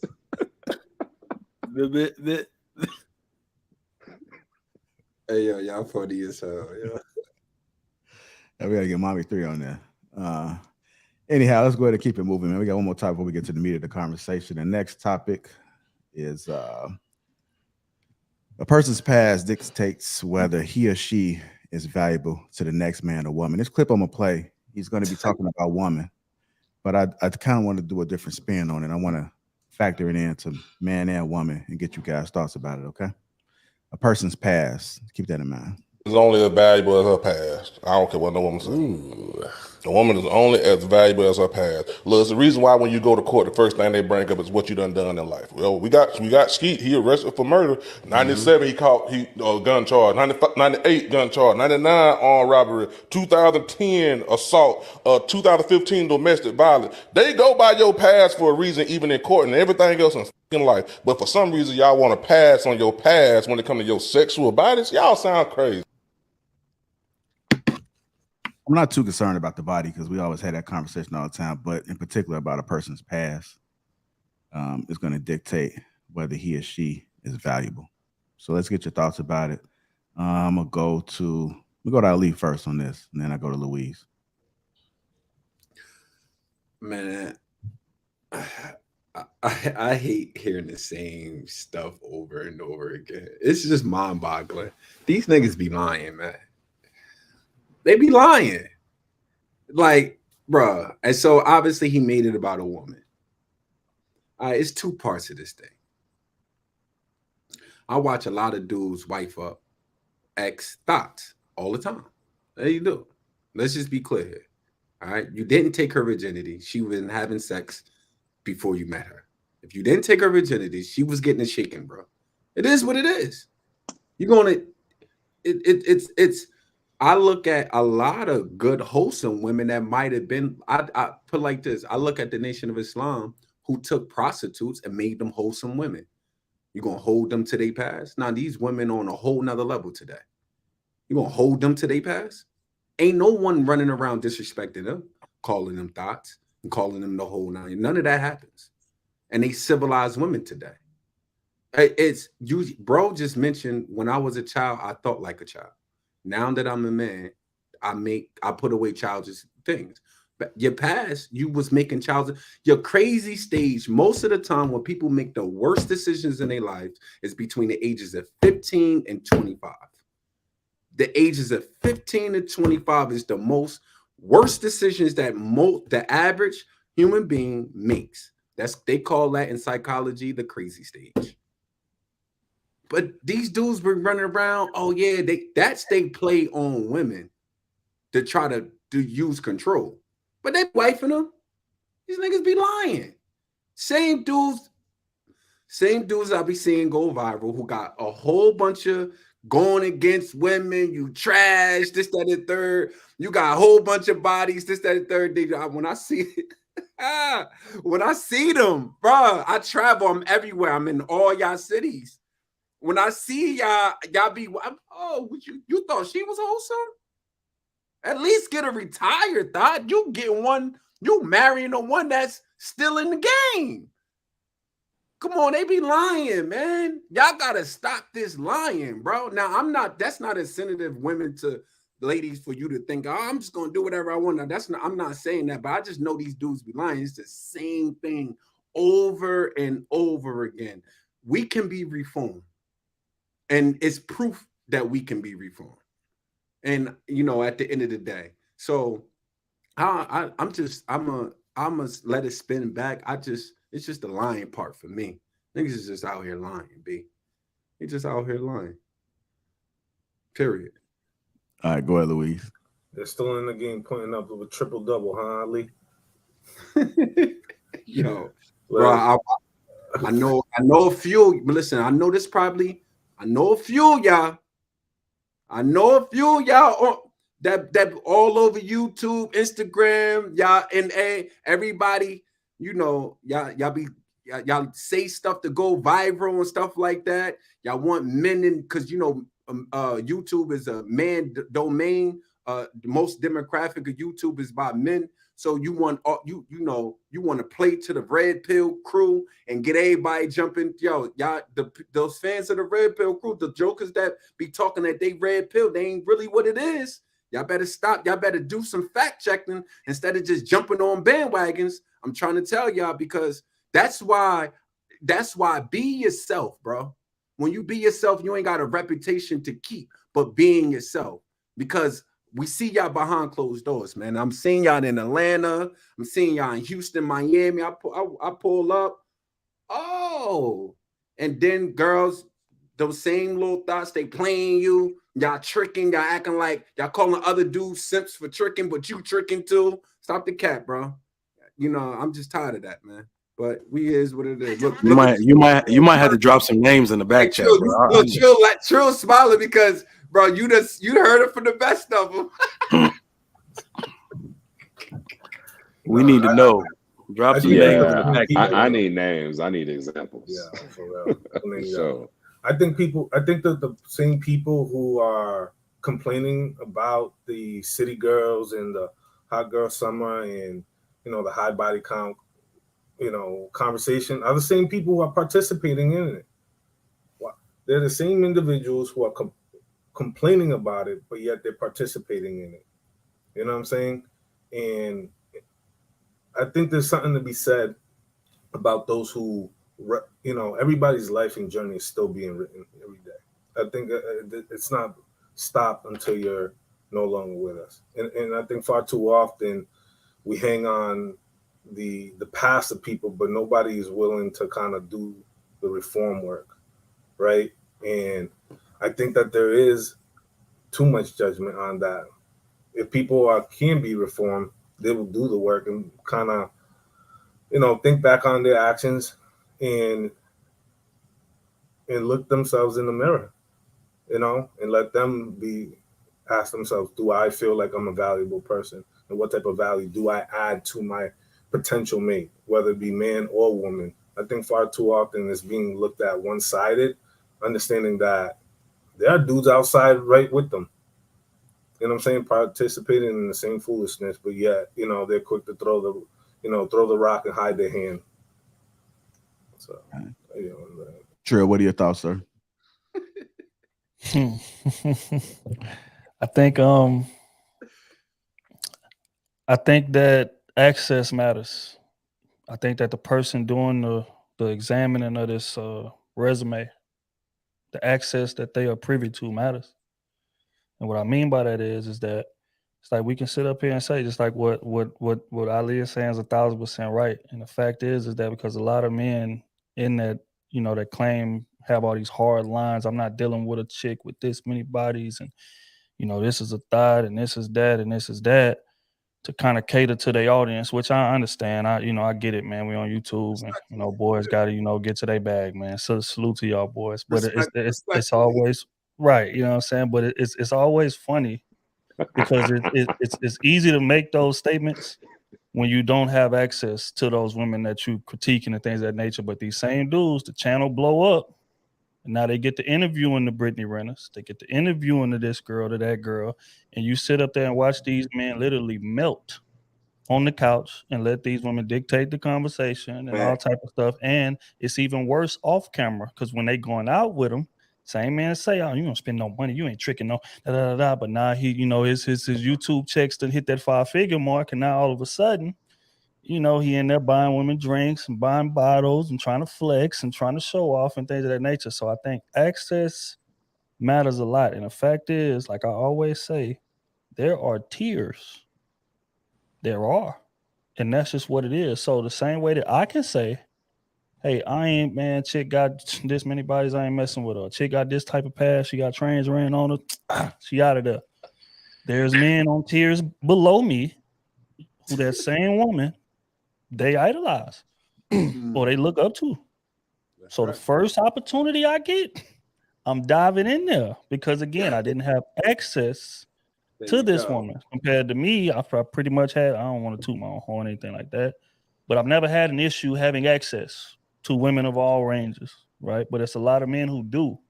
And because that's the case, their view on her history, her past, if he's even privy to it, because he wasn't running in those circles, he's going to be way more willing to disregard that because he doesn't have the same options as that man on tiers above him. So that's why I say access is very, very, very important. In terms of a past, in terms of people's past, because even with men, like I said, these men that had these YouTube channels and then they channel blow up and now they got new money. Women know that every year, just like I think Lil Duval said it before. He's like, yeah, these women act up if they want to. Every year, it's a new group of women graduating college, fresh out. Same way that they say that about those women. It's a new group of men on YouTube that get money, or it's a new group of men that done graduate their degree in tech who getting money, and these dudes again did not have access when they was younger, when they was broke, and when they was a part of this community that talk bad about women and this, that, and the third. But I got this bag. Now I got access. Now, I know what I used to say, but it's a little different when Brittany Renner is like right here and I'm talking to her and she's smiling at me and oh shit, you know what I'm saying? Like, so you will literally see these type of men just melt. So access is important in summary to answer that question in terms of whether or not her past dictates her value to that man. Yeah, you was talking about the 80%. Because it's only 20% that really gets busy. So that 80%, when they get they see when they move into an upper echelon, when they finally break through, everybody has their day in the sun, right? So when they finally make through, oh yeah, you start. What's the old boy who left his wife for he got caught up with the thotty down Derek Jackson. Yeah, the thotty down in Miami, man. Now I'm in the conversation. Okay. He left his man left his family for a good time. Now I know what you're so at the end of the day, like, bro, I hear the best of them talk. Bro, I hear the best of them talk. But hey, I'll leave real quick, not to even cut you off. But it's a reason in this industry, and men say it all the time. Damn, why these celebrities always pass the same 7 women around, the same 8 women around? She got out of a relationship with him, she jumped to the next celebrity. Damn, this woman made her way all the way around the industry. Goes back to what I just said. Again, there's a new superstar being created. There's a new rapper being created. There's a new actor being created. There's a new dude that just went to the league. He in the NBA now. He was in the NFL. And he was growing up watching this woman make her way around the industry, right? So according to the logic that a lot of these dudes spew, body count this. Oh, she got this many, but I ain't. But again, he grew up and he always liked that girl. He was liking all her pictures on Instagram, comment on her shit, all that. She dating Quavo, she dating Drake, she dating this man, that one, this one, that one. And he know that. But when he gained that access to her, he jumps head first in line to take the same woman that Chris Brown had, that Drake had, that Trey Songz had, that Quavo had. We could run it down. So again, We go on and on. Access dictates the importance of a woman's past. That is reality. Anything else said is a lie. I mean, we see it every day. I actually want to change the narrative of this question. A person's past dictates whether he or she is valuable to the next man or woman. And I want to talk about us and not the women. My past is solid, right? People know me in different circles, and male and females. My past is solid, right? And I think as men, we have to make sure going forward the next 5 years, 10 years, that what we do now is solid, right? We got to show integrity in everything we do, because as we grow in this world, in this social media world or whatever, we're going to run into certain women, we're going to run into certain dudes. And if you start doing clown shit now, you're going to look like a clown 5 years from now, because folks going to be like, yo, I knew him. I knew that dude. He was a clown. He used to do this and he used to do that. So right now and in your past and in the future, you got to make sure you stay consistent with who you actually are. Some of the things that Ali was saying, you can't just be running around saying this and acting like this and then turn around and doing something totally different down the road, because we can see you. And if you doing clown shit now, or you're doing clown shit then, or you doing clown shit in the future, just stay being the clown. But if you are like a person that has a pretty good past or a pretty good understanding of who you actually are, don't go falling off because you get some money. Don't go doing clown shit in the future. If your past is already stable, you got to stay with who you are. Don't allow no money, no success, no new chicks change who you actually are as a man. Because we can talk about women left and right, but us as men, we have to make sure our past, our actions, our interactions, how we deal with men, how we deal with women is with integrity. Because as you grow, Trill might know somebody that I know, or you know, Trigger Mike might know somebody. And if your name is bad out in these streets, you can literally miss out on your next bag, your next opportunity, your next pivot in life. So you better make sure all these relationships that you are growing with, you keep, unless they're worthless or something. But don't go screwing nobody over, and don't go running up some chick's butt just because like she's a Britney Runner or something. You got to stay real with who you actually are, because people are watching you as a man and not just these chicks. All right, go ahead, Ella. So, no, go ahead. Ella will be mad. Either one of you. Well, I'm gonna stick to the question. I think the body count thing I don't care about, because even if I asked her, that don't mean she's gonna tell me the truth. So it's like trying to worry about who she's dealing with is pointless. Now, I think when the past does come into play is what type of men were you dealing with? Because what type of men you dealing with is going to tell me your expectations of me. And sometimes, like I said earlier, they'll deal with a man that may allow them to talk to him any kind of way, or they might deal with a man who was they had a different expression of love to the point where they'll take the type of expression I have for granted, or they might not be used to me asking the certain questions that I'm asking. They might be not used to the level of decorum I might ask of them. So it's mainly to me who they was with more than who they had sex with.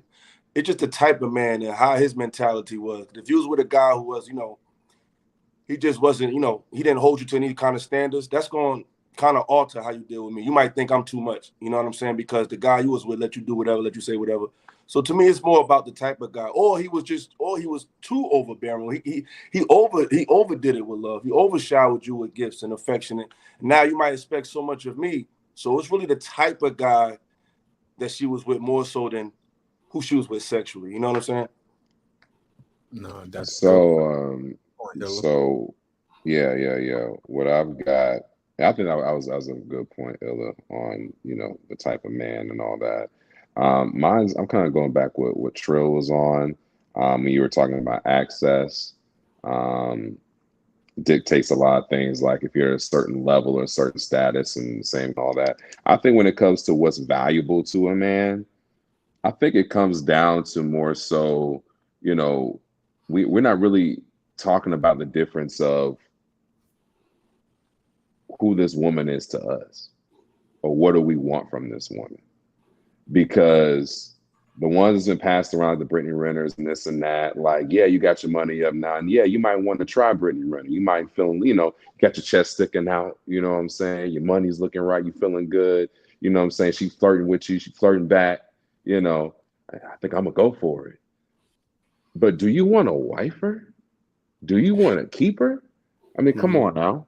Like, the difference when it comes to value to this next man is she valuable to be seen with? Is she valuable to be talked about in the same similar circles or in the same social loops?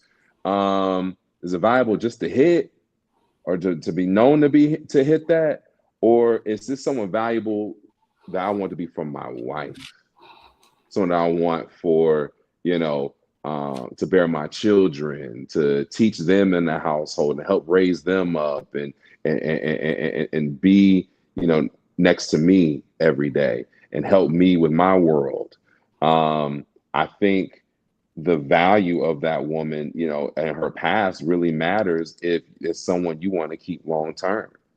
I think it makes a difference. I think if it's somebody that you want to build a life with, you care on the type of relationships she's had and the type of people she's had relationships with. I think that's extremely important. Because you're learning her temperament, you're learning the experience she's had. If she used to being flown out to Santorini, Greece, and this and that, 2-3 times a year, Abu Dhabi every other year, and that's not necessarily your budget, you're dealing with a different kind of chick, and you don't know if she's really going to be quite happy with the situation you've got set up, But if you're dealing with somebody that's your local chick, or she from the country, or she from around the way or whatever, but she's a good girl, whatever, you might value that a whole lot more. But if you live a fast life and you want a celebrity type chick, that have been around other dudes, but it builds up your status and raises you up that way, that might be valuable to you. So you got to determine what's important to you, what values you hold true as a man and for the partner that you want, or for the chick you're just trying to kick it with. So you got to determine that. I'll tell you what, real quick, B-Man, just to respond to something you were saying about how serious that man will take her. We always hear about, one man trash is another man treasure. So we all done dealt with a woman to some capacity. It may not have been a girlfriend type of situation. It might have just been a slide that we had. We just did our thing, and she was immaculate at what it was that she did. But you probably been had a conversation with her. Look, man, you can never be together. You think too much alike. You know what I'm saying? Like that type of thing. And in your head, you thinking she ain't. It's no way that she gonna be able to get wifed up one day. And then you check your ground about 5 years later, and she's in a happily married relationship, 2 kids. You know what I'm saying? Looking like the domesticated woman. Like, you damn near don't even recognize like the positions and angles that you done had her in. And you like, this is crazy. Damn, she done buttoned it up for this dude. But the fact is that, like I said, it goes back to access. We keep stay on the Brittany Renner situation. PJ Washington, perfect example. Brittany, most of what the issue is people have with Brittany Renner was out when he cuffed her and got her pregnant and proposed to her. You know what I'm saying? So again, one man's trash, it's another man's treasure. Just because we look at the chick and we tied up and we like, oh, get this motherfucker away from me. Another man look at all of the faults and shit that we seen in her, and he'll be like, I ain't even tripping on that. I deal with that. I'm good with that. You know what I'm saying? So that's again, man, access is important. That's all. I'm just leave it there. It's all about your position, Trill. Just like you're saying, it's all about your position and where you at. And if you a guy that is used to being around a lot of women, or if you're somebody that it's a little foreign to you, that's not something that you get on a regular basis. You just came up yesterday. So this is a new world for you. Looking at Coke bottle glasses. You're like, oh man, this is amazing. This is I ain't never seen nobody this bad in my life, and this and that. Like, yeah, you kind of got your jaw wide open and stuff. So slobber coming down. But that's just one aspect, B. Madden. It's a whole other aspect of those who always had the access. Look at Michael Jordan's son. You see, he out here. He done out here with Scotty X, who we all know. You know, that thing getting tossed all around. Oh, hell yeah. So at the end of the day, he always had that's Jordan's son. So we ain't gonna we ain't gonna act like he ain't always have access. All right. He always has access. He might be quiet behind his scenes, whatever the case may be, but he has access. So you're right. But here's the thing though. Here's the thing. But is he might be Jordan's son, but is he corny? But you know what I'm saying? Does he have swag? Does he have problem with women? Does he there's more layers to it than just that. You know what I'm saying? He's Jordan's son. Listen, but it's not too many. I'm being respectful because I don't look down on anybody unless I'm picking them up. So I don't want to sound like, you know, I'm judging. That's why I went back. That's why I went back to values. That's why I went back to values when I was speaking earlier. It's about you individually and what you hold important, what you hold high as a man. Like if high visibility is more important to you, then fine. But if someone that has a lower body count is more important to you, someone who has, you know, a loving, endearing heart, somebody that, you know, wants to be a homeschool teacher for your kids is important to you. You know what I'm saying? Like, it's all about what is valuable to you as a man. And you as that man and leading your household, you have to make that decision. Only you can do that. And that's an individual decision. Okay, you listen, if you made some great points, right? Actually, everybody made great points based upon the way how you spinning this diamond. I made the best points, just so y'all know. If you, a lot of these women are having children. You might not. I hear someone say, "But is they getting wife?"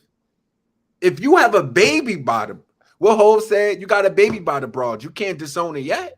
You stuck. You are actually stuck. Look at PJ Washington. He got to pay, and everybody. A lot of these, you hear women attack other women in the shade room. You just had a baby by him to get a bag. That's what they're doing. You're stuck. You hear Mr. Let Go talk about single mothers all the time. It's a real deal. And it's mind-boggling that you don't care. So that means you nailing it raw, knowing that she's been tossed. Knowing that. You hitting it raw, knowing she's out here. We don't got no. Trust me, if she just acted right a little bit more, he would have wiped her, dog. If you have a baby by her, you're stuck for the rest of your natural life. You always tied to her in some. The marriage, you can get a divorce. You can't divorce though. Once that baby comes, it's there. But this guy, how old was he though? Was he 19? But he was like 19 at the time. He was just coming up. Like he had not even been in the league 2 years. Right. He was in his rookie year. Yeah, but he was like a one and done kid. So he's still college age. I want to respect PJ a little bit. I want to respect PJ a little bit, so I don't want to keep going. No, all disrespect. The age is the age. He's a public figure. You know what I'm saying? All disrespect for PJ Washington, bro. All disrespect, man. Like, we got to stop looking at these athletes and celebs. They stupid, man. They not role models. They stupid. The women are the professionals, not them. The women that get them are the professionals. They not the professionals. They're young and dumb. You know what I'm saying? So let me reread the question. A person's past dictates whether he or she is valuable to the next man or woman. So I'll try to explain this using like economics, I guess. You know, there's real value or actual value, and then there's perceived value. And when I think about that in terms of relationships and dating, when it comes to the way men look at it, a woman can fool you. She can show her perceived value to be more than what her actual value is. The caveat to that is you can rarely fool men of actual value. They know what a woman of value really looks like. And the reason we know that is because a woman can get a man that'll have sex with her, right? You can get that. But does he claim you or wife you after the fact? As we can see, that is not in abundance in our community at all. Right? And women are trying to say, like, look, I stayed with you, I live in the house, I had the baby. Why won't you commit to me? It's simply because he does not believe you have any actual value. He was fooled by your perceived value. He was fooled by the ass, he was fooled by the head, he was fooled by the weave, the makeup, the Gucci, all of that OnlyFans money you got. But that's what I really want to put here, that if you have a certain type of past, right, and these men, it's mostly their fault because they're falling for it, right? They're falling victim to their own selfish and sexual desires. You know what I mean? I got lucky. I just got to tell you, my dad didn't play that shit. When I went through my whole thing in college, when I was a big dude on campus, you know what I mean? I don't know. It was God that did it because he caught me out with all the big booty joints. And it like 2 times at Sam's, he was like, boy, come here. I was like, damn. I used to work for him. So I used to manage one of his clubs. And he's like, you don't want that. And I'm like, you don't even know her. He's like, let her have 2 of your children. You don't want that. You know what I mean? But he was giving me the game, saying that this woman doesn't have any actual value. The way I taught you, I know what you're looking at. I see it too. You see what I'm saying? So that type of game is very valuable for men. Not enough men get it, as we know. And they fall victim because I told you, the women are the pros. They know how to get a man. They know what you're looking for. They know how to be eye candy and break you down that way. So I want people to kind of look at it like that, man. When I told people I did not. I mean, my wife is my type. Don't get me wrong. She's 100% my type. But I chose her with my brain. I had to. Because, I'm thinking with that other part, I could have married anybody. But I chose my wife with my brain. And I suggest any man out here looking to get married do the same. Mike, I tell you what, Mike, the only thing that I disagree on, bro, is that difference that you gave with actual value versus perceived value. I don't think it's a difference, bro. I think it's all perceived value. Same way that if you even think about how we determine value, money, that's a man-made construct. Time's man-made construct. You know what I'm saying? Like Julius Caesar invented the damn months of the year that we're using right now. That's a man-made construct. Everything is about perception, and everything is about perspective of the person who looking. How much is this person willing to pay? The same way that me and you may drive by a Mercedes-Benz that's 2002, 200,000 miles on it. Somebody will come right behind us, and that car may mean the most in the world, so they'll spend 20,000 on it. Yeah. Right. It's all about perspective. Perception is reality. Right. Perception is reality. So my only pushback for that is I used to think the same way. I think right now what's going on is we're playing up the perceived value too much. The reason why I say choose a woman of actual value is because, if we looking at it, that's what most men are playing with right now. Hey, she got high perceived value. I'm a wifer. But a woman of actual value won't leave you that easy. But we see 50% divorces because men are going off the perceived value of women. You see what I'm saying? As soon as the relationship get hard, she want to check out. She want to negotiate gender role, those type of things. So that's what I'm saying. If a woman has actual value and is willing to invest in a relationship like she's supposed to, that's what I'm saying. Women, we look at it as if, it's all perceived value, but I'm telling you, there are women of actual value. But the same way the women look over dudes and call them whack, men do the same thing for shock value. This woman got appeal. She got perceived value. I could show her off to the homies instead of going to go get that girl that's in the library that don't make too much noise, and I could put her in the same dress to look like this other woman. But so Mike, I think we could debate that. That's a good debate. Mike, I agree with you on that, but it's still the same. It's within the eye of the beholder. Listen, I was about You know to what I'm say, saying? I agree with Trill on this one, Mike, which is Right. what I want to attack on because, see, it goes in. It's about your value at that table. You might sit at a table and hold no value at this table, but she can get up and go to another table and be very valuable to those who sit at that table. So I think to be truthful, and what I don't like of the language of making it seem like everybody has value, to be truthful. Everybody does. But it all depends on what table that you're sitting at. You got to know your table. If you want a certain type of woman, I tell brothers all the time, go find her in Whole Foods, go find her in Home Depot, go find it. Depend where are you looking at. If you want to, if you want to, depending on where you looking for, depending on what you want in your life, because everybody different. You got some men who don't really care. They just looking for trophy wise, right? Because they don't really trust women because they got the bag by themselves. The woman that was with him, she left him because he was grinding. Now he made it. Now he don't really trust women. So now he looking for trophy wife. He ain't really looking for substance because he like, I got it. I'm gonna depend on myself and I just need you. I just want to have I just need, as you said, I just want the fellas to be like, damn, she look good, just and the third. Got all of that. So it all depends on what table that a certain person is sitting at. I believe that everybody has value. You just got to sit at the right table in order for you to get chosen. I got you. Let me debate with that real quick. So let me try to drive home my point on real value. Do we believe that a woman's decorum, the way she behaves, has value? Do we believe that?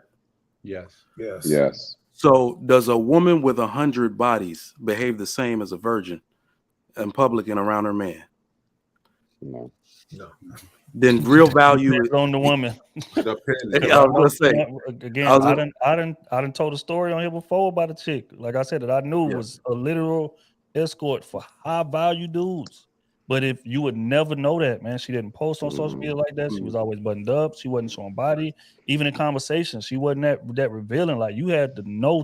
So it's a lot of women. Just like you said, women are professionals. It's a lot of women that can hide that shit very. Them nurses, well, man. listen, listen. Those teachers. I only dealt with professional women that does the stuff that and we all on public platforms. You know what your DMs look like.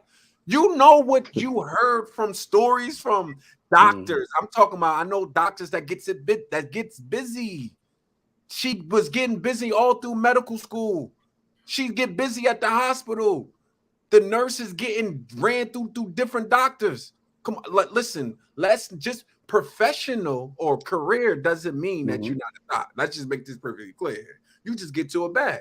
And sometimes some men will overlook a doctor, like who has a big pass, but she making 250, 350. Some of these niggas need to live somewhere. So at the end of the day, like trying to tell you, it all depends. Everything is about circumstances, man. True. So I've got an example here, Trick. I got an example here. You've got, if you're trying to choose your mate, you might have a young lady who's let's say she's a lawyer or a doctor or something like that. She's got, she's nice and this and that. She's got, real value that she can bring in, income to the household. She's making, 250, 300, whatever, she's bringing the money in, she's very professional. She has a great career. She's got a great, name out in the street, great business, all that type of stuff, all cleaned up. That's real value, right? But then you also have this young lady here that's like a school teacher. Now she's bringing in maybe 50 a year or something like that. So she doesn't have that same, real value when it comes to financial or for her, her name or level of education or what have you. But, if you're a guy that's got the bag already and everything, for me personally, I prefer having a wife that's a school teacher because I value the education of my kids more than dating or marrying somebody that's a lawyer because she works long hours. I need my woman here with me. I don't need you out there for the world. I need you here.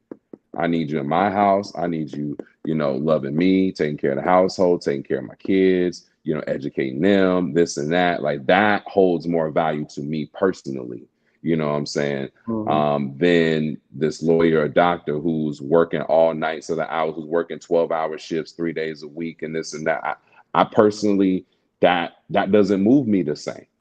So that's why to me it's it's in the eye of the beholder of that value for each man. They both have real value or perceived value, but the perception for me might be that school teacher might be a little more elevated than it is for that doctor or lawyer.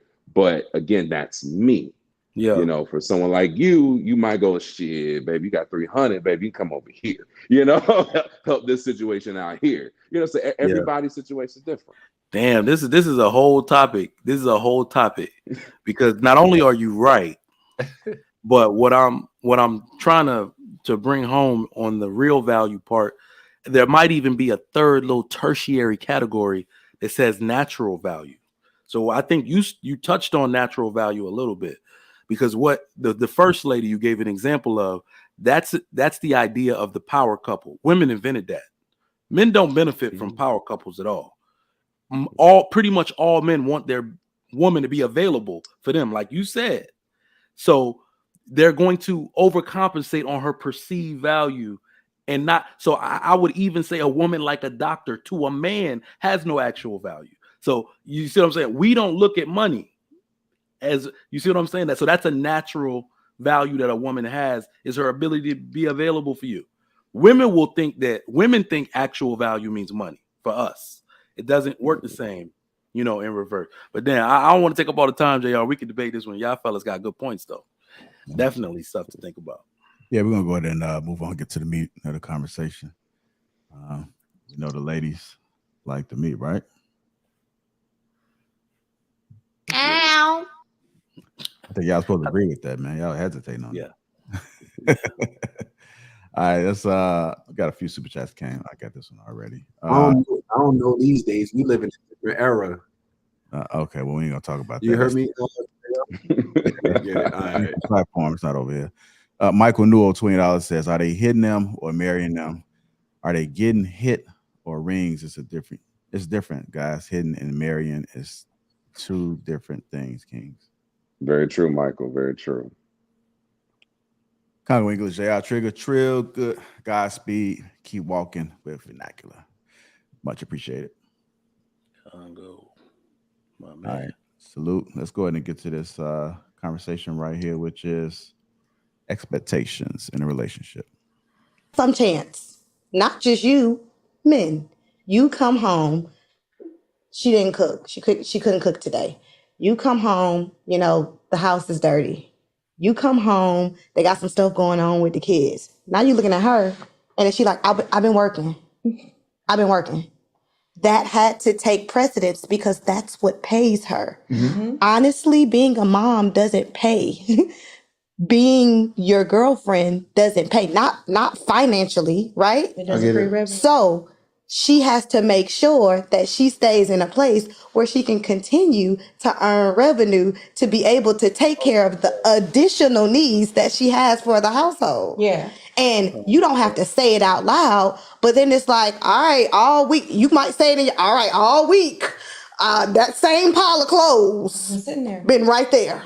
You normally don't move like that. You may not say it out loud, but inwardly, you like, what's going on with you? But that's her responsibility. And even though this is also her responsibility, you may not voice it, but it's still an expectation. Yo, somebody take the mic from these Jesus, help me. Bro. Oh my God. The excuses is like, listen, ladies, it's never an excuse not to clean up behind yourself. Yeah. It's never, duty is duty. I'm not saying that,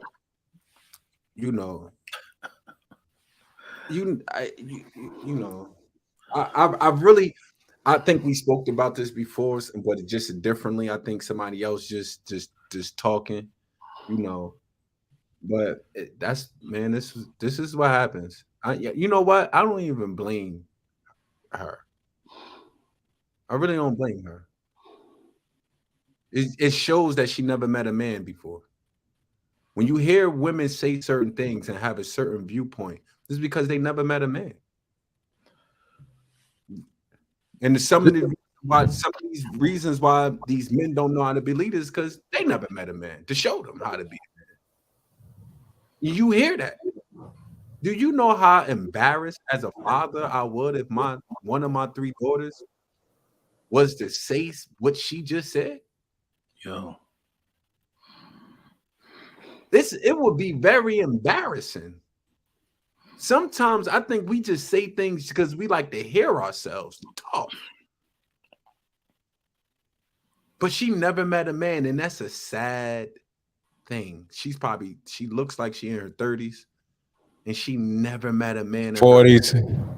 Listen, 40s. I was being nice. Rashawn, definitely 40s. We can't even go out on a limb. Hold on. We can't go out on a limb, Rashawn, and say that she never met a man. She thinks she's a man. Did you not listen to her? She thinks she's a man. Everything. A 40-year-old man. Like that's my problem with her. She literally she was basically taking examples in gender roles that I'm gonna just say it. There are natural roles for women. And here's why I say that. No misogyny involved. When you leave men and women to separate out what is to be done, the structure looks damn near the same as it does now, whether a woman works or not. And let me, not going off the topic of expectations. Well, it is on the topic. It is expected that we all do the basic, like the traditional. Traditional doesn't mean old. It doesn't mean antiquated. It means standard. This is the standard way in which things must be done. And I'm going to explain why. Women will lose respect for men that do too much of their role. We see it. So the funny thing is that women make all of these demands of men in society. You must do this. You must step up and help me out in the house. You must step up and do this. Do you not realize that they leave these men more than they left traditional men? They divorce these men more than they divorce traditional men. Why the hell would we listen to this? Like, nah, you good? Yeah, Why should I listen to the ones that like, you good? Exactly. So I think what women are battling with, like that woman right there, not only does she think she's a man, she doesn't have, like, I think what they're doing is they're overcompensating their feelings and their thoughts about men helping because they can't think their way out of their situation. They feel trapped, right? I work too. That's their first thing that they say. But they don't realize that they are not using the considerable resources at their disposal. You have examples of this from every ethnic group. I guarantee you today, if you go to a black household and the man says, you know what, this house is dirty half the time, but I understand you work. I think it's time we start talking about moving my mother in or your mother. What do you think she's going to say? I need my privacy. They're not willing to make the concessions necessary to get the help that they need. So they think asking you to help is the answer. It's not. So that's what I encourage women to do. Your expectations will stay the same. I will help with you. I will work with you. I will make concessions as well, because that's invading my personal space too. If my mom move in or your mom move in, but I'm willing to do it to help you. So you can get the help that you need. The children can get the support that they need. These women aren't willing to make those concessions, and that's why they suffer. Yo, I'm a little appalled by the sharp look on y'all faces after seeing these women on this podcast, and I'm a little confused. Who gives a shit about what women on a podcast are talking about, especially middle-aged women on a podcast? Y'all all are, I can't believe she said something like, who gives a damn? They're women. Who cares? They're manless women. This is the same woman that about a month ago, 2 months ago, said, I can't imagine having a wig on and making my face up and being with a man and finally living with him, and I have to actually take this stuff off for the first time. Like, this is the same woman. These middle-aged women don't know what the hell they talking about. And the thing about it is, like I said, I'm kind of like disappointed in y'all because y'all are actually responding to these idiots. Like we can respond, but y'all are emotionally responding. I can't believe this travesty. Like, That shit triggered me, bro.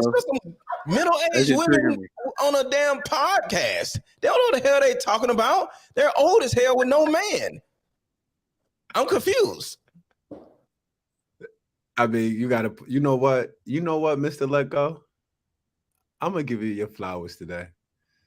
I have no pushback on what you just said. You know what? He's right, bro. No, listen.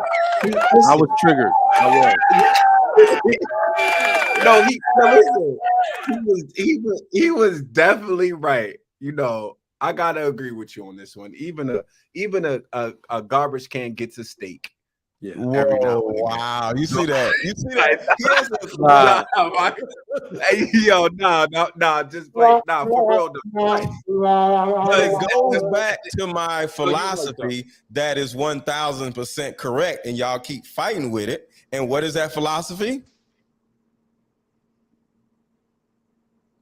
Hello? Los niñas de women are children. Yo. Like, stop getting the tight face off some damn children that don't know what the hell they talking about.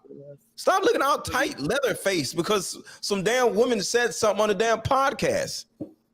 Hey, yo. Let women be women. They're gonna say dumb stuff. Stop being offended by women. We men, we don't get offended by women. Women get offended by us. Just keep that in mind. But sometimes what it is though, like we are connected. So when I see somebody go online that look like us, say something that's it's just like I know the enemy just sit back like, look at these niggas.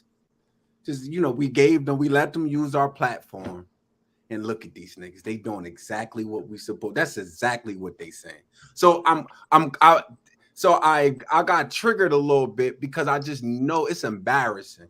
They don't know other people from different places. They don't really know that is us, man. They gonna be like, this is how they all think. They hear her and they gonna say this is how they all think at the end of the day.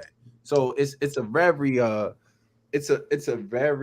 triggering thing of being associated and knowing that I can't dissociate myself from sis, because when other people look, they just gonna say we all think like that. But we here today to say we don't think like that.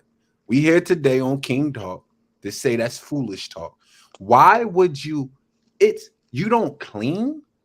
If you live, even if you live by yourself, you don't clean up. Facts. Like, you don't, like, you could just why? So it shows that even if you didn't have a man, your house will be super filthy because you think that no one is at least behind closed doors to see you, right? And you just you gonna have dishes all over. You won't wash the dish. Clean up behind yourself. Like, come on, man. Like, it's just a man. Sometimes I'm used to women in this day and age, not 10 years ago. In this day and age, I'm used to women. Most of them, a lot of them, they be talking that they germaphobes. Why didn't you do that? Like, as soon as you put something in the sink, they want to clean. They have a certain way of clean. If you even try to clean up, I do it. They come right behind you and try to clean. I do it. They want to bleach everything down. You're like, God damn, like it's clean. I'm used to that in 2020 and even in 2023. So all it is saying that that's just a dirty woman. I'm not saying sis is dirty. I'm saying any woman. You literally just said it. You That's exactly what you just said, Ali. Word for word. Hey, yo. Expect me to take you seriously. Hey, yo, I'm just saying, like, come on, have some. I can see sometimes it's a difference of being dirty and leaving your house dirty and being messy. And when I say being messy, sometimes I might come in, throw my shirt on in my pile. Like, you got a little pile over there, but not all over the floor. I just got a little pile that I know I'm about to throw in my little laundry bag to go handle my business. Well, I gotta wash it and dry it in my crib. So, I got a little pile. But you're gonna learn. You're gonna learn to put that pile away when your wife start washing your polo shirts You know with what it everything was? else. I've been single for I've My been wife be divorced. violating. Yeah. I've been divorced for the last couple. My ex-wife, she ain't play none of that. Like literally none of that. But we men, we a little simple. That's good. I'm over here. But the minute that I, find me a wife, it's over. Like I know what you got to do. But at the end of the day, just don't be dirty, sis. Clean up. God damn it. And be prideful. Ladies, let's not misconstrue this. Big grandma didn't clean up because she thought that was just a chore. Those problems that she had in her mind while cleaning, it was relaxation to iron out problems. She loved her husband who came home and worked hard. And big grandma worked too. But by time grandpa came home, the house was spotless. The children was fed, and she had the big plate with the big piece of chicken at the end.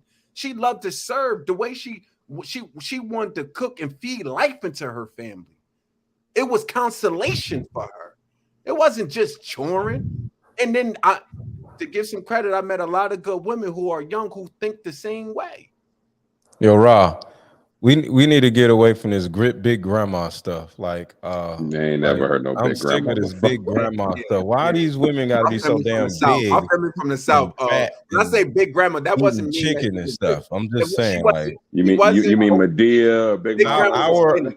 Listen, bro, no, our new Big grandma was chicks, skinny. our new chicks are vegans.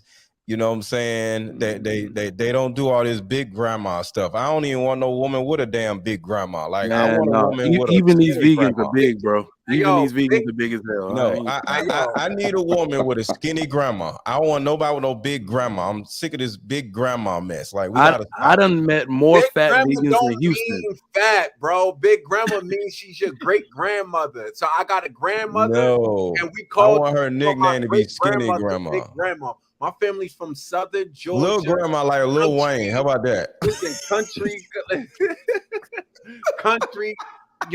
We used to chop sugar cane. It was cotton fields across the street, dirt roads. I'm from that. Like my family's from there. You feel me? Like dirty South Georgia. You feel me? So big grandma. Like the lady in the video, dirty. I got you. Dirty. Yeah, like the lady in the video. Y'all let these dirty middle-aged women be themselves, man. Yo, Mr. Let Go. I mean, the video didn't bother me too much. It was just cringy. It was just cringy to watch and listen to. It's like, wow, really? Really? That's how y'all living? That's how y'all doing? It was just cringy. I mean, it didn't bother me. I mean, they can do what they want to do. They can They be themselves, man. Like you get to a certain age, you just walk around, no wipe your butt no more. You leave clothes all over the floor. Let these women be. Like they probably got little pets and stuff. The house probably stink. You know what I'm saying? Like let these women be. That's all I'm saying. Y'all gotta let these women be. That's all I'm saying. They're on the other side of life. What did the Godfather say? What did he say? He said, "Tell them to buy a dog and die alone. We ain't worried about them." That's all I'm saying. They're not. A woman got a wants dog them or a nowhere. cat, bro. The cat lady all day. Yeah. I just want to be smelling the most because they got the litter boxes all out and shit. They ain't cleaning the damn litter boxes. It's disgusting. Yeah, that's all I'm saying. Got shedding all over the couch, hair everywhere. Nah, bro. Bulletin nasty. About the my father-in-law used to own one of those companies that clean dead bodies. Said the cat lady's cats ate her body once. Oh yeah. So go ahead, be a cat lady if you want to. That's your future right there. Well, I mean, at the end of the day, I mean, like the cats got to eat, and the owner's dead, and they can't feed them. So that flesh is the flesh. Cat food, baby. What are you meow, meow, meow, meow, meow, meow, meow. Yeah, you gotta listen. I know sometimes some of the sisters think that the old values or the things that happened in the past is not y'all today. But I think that we need to look back at some of the principles and some old values of the past. And yes, innovate. I believe in innovation, but the principles of what should be the same. You can't try to you want the success of big grandma or grandma or the ladies of the past about long-term relationships and or marriages, the whole 9 yards, but you don't want you but you trying to take different or change the equation to keep the principles. You keep that same principles and build on top of it. Perfect that thing even on another level. I don't like women always talk about men bashing or downplaying other women, but y'all do it the most. Y'all disrespect the women of the past like they were some slaves and servants. Black women in our communities was not slaves and servants in the black community. Yeah, that never. Yeah. Let's not rewrite history. Y'all be taking white women history and trying to merge in with black women history in the black community. I'm talking about black women always worked. That we make it seem like, oh, they wasn't working back in the day. That's a lie. That's a pure goddamn lie. Grandpa didn't even make enough to take care of every goddamn thing then, and just like men don't make enough to take care of everything today. I'm talking about the majority, right? So you had your exceptions to the rule, but majority of black people, we was poor. We was fresh off the plantation. They gave us the bad sharecrops. They gave us the bad land. We couldn't grow nothing. We had to work for them, the whole 9 yards. So stop this cat and rearranging everything. So they worked back then, and they cooked, they cleaned and reared the children. They helped grandpa out. So stop the shenanigans and stop talking down on women in the past. Y'all the biggest ones that be talking bad and downplaying women in the past. They had great values. All right, Ali. Now you just make sure y'all build off those principles. You don't need to take everything. The way you see the weakness at, cool. Throw that away. But the strength, you better take that. But y'all throwing everything away. And then you want to know why you're not happy. Then you want to know why you don't have the same long-term success. And then because you buying in with these groups of people telling you to focus on your career. Okay, you focus on your career. Focus on your career. While you focus on your career, those same people that told you focus on your career, guess what they was focusing on? Building family. Building family.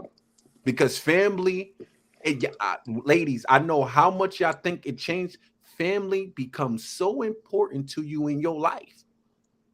It becomes so important to you. Your nature, you's a nurturer by nature. What are you nurturing if you don't got no goddamn family? Nothing. So you haven't even get the practice of it yet. Till you what, mid-30s, 40s, 45, trying to have a child? And then you so far behind, then you like, damn, now you start regretting that you should have did this 20 years ago. No. Come on now, don't let it trick you from having long-term happiness. The most satisfying thing in my life, and this is as a man, when I watch my children smile. When I see them achieve something that they had to work at. When my children call me daddy, and I know they feel secure. But the problem is, y'all so goddamn selfish because y'all ain't had no goddamn dads in y'all life. And then now y'all all just focus, man, don't give me the start, bro. I'm just going to leave it at that. That's the most satisfying thing, watching the business of building or raising a human being. That business is the most important business in the world because that human being goes on to push your legacy on a whole nother level.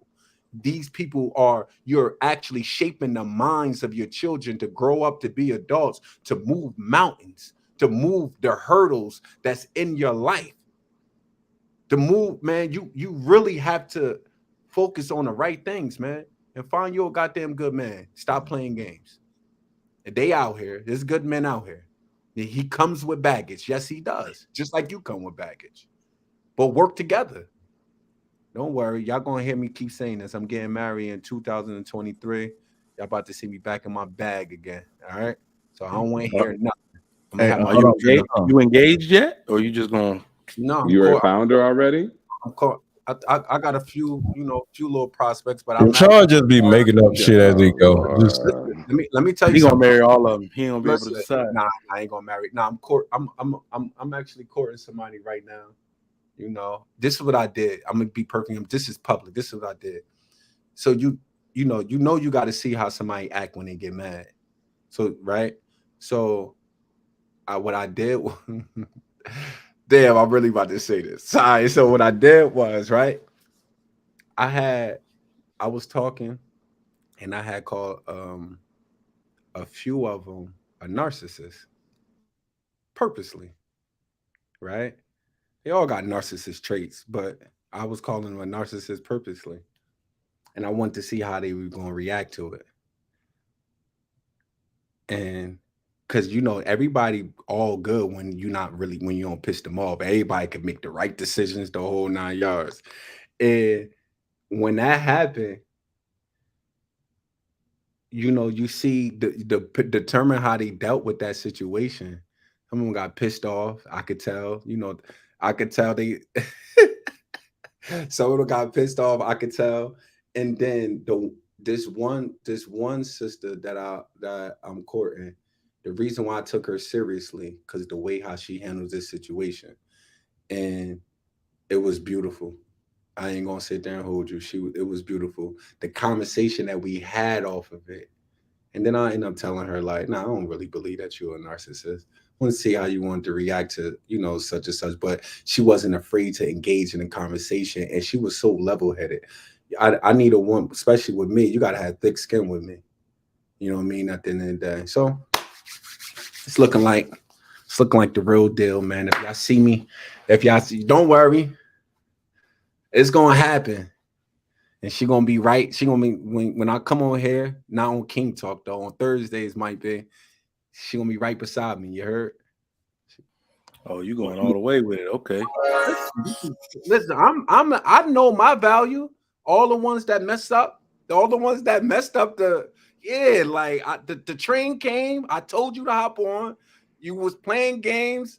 We keep it moving. I'm not playing. This is. I know my value as a man. You know what I mean? At the end of the day, I know my mission. And if you can't help me on that mission, I ain't beat.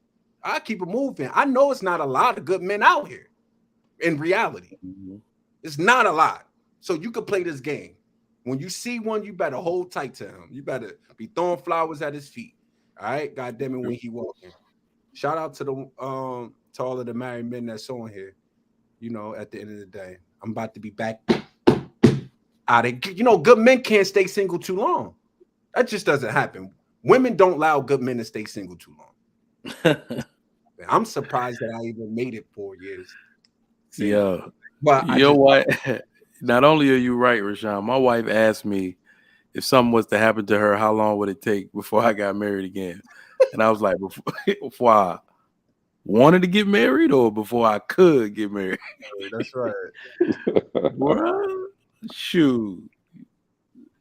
All right, let me go ahead and get That's Louise. right. I know Louise been trying to get there. Go ahead, Louise. Take us home.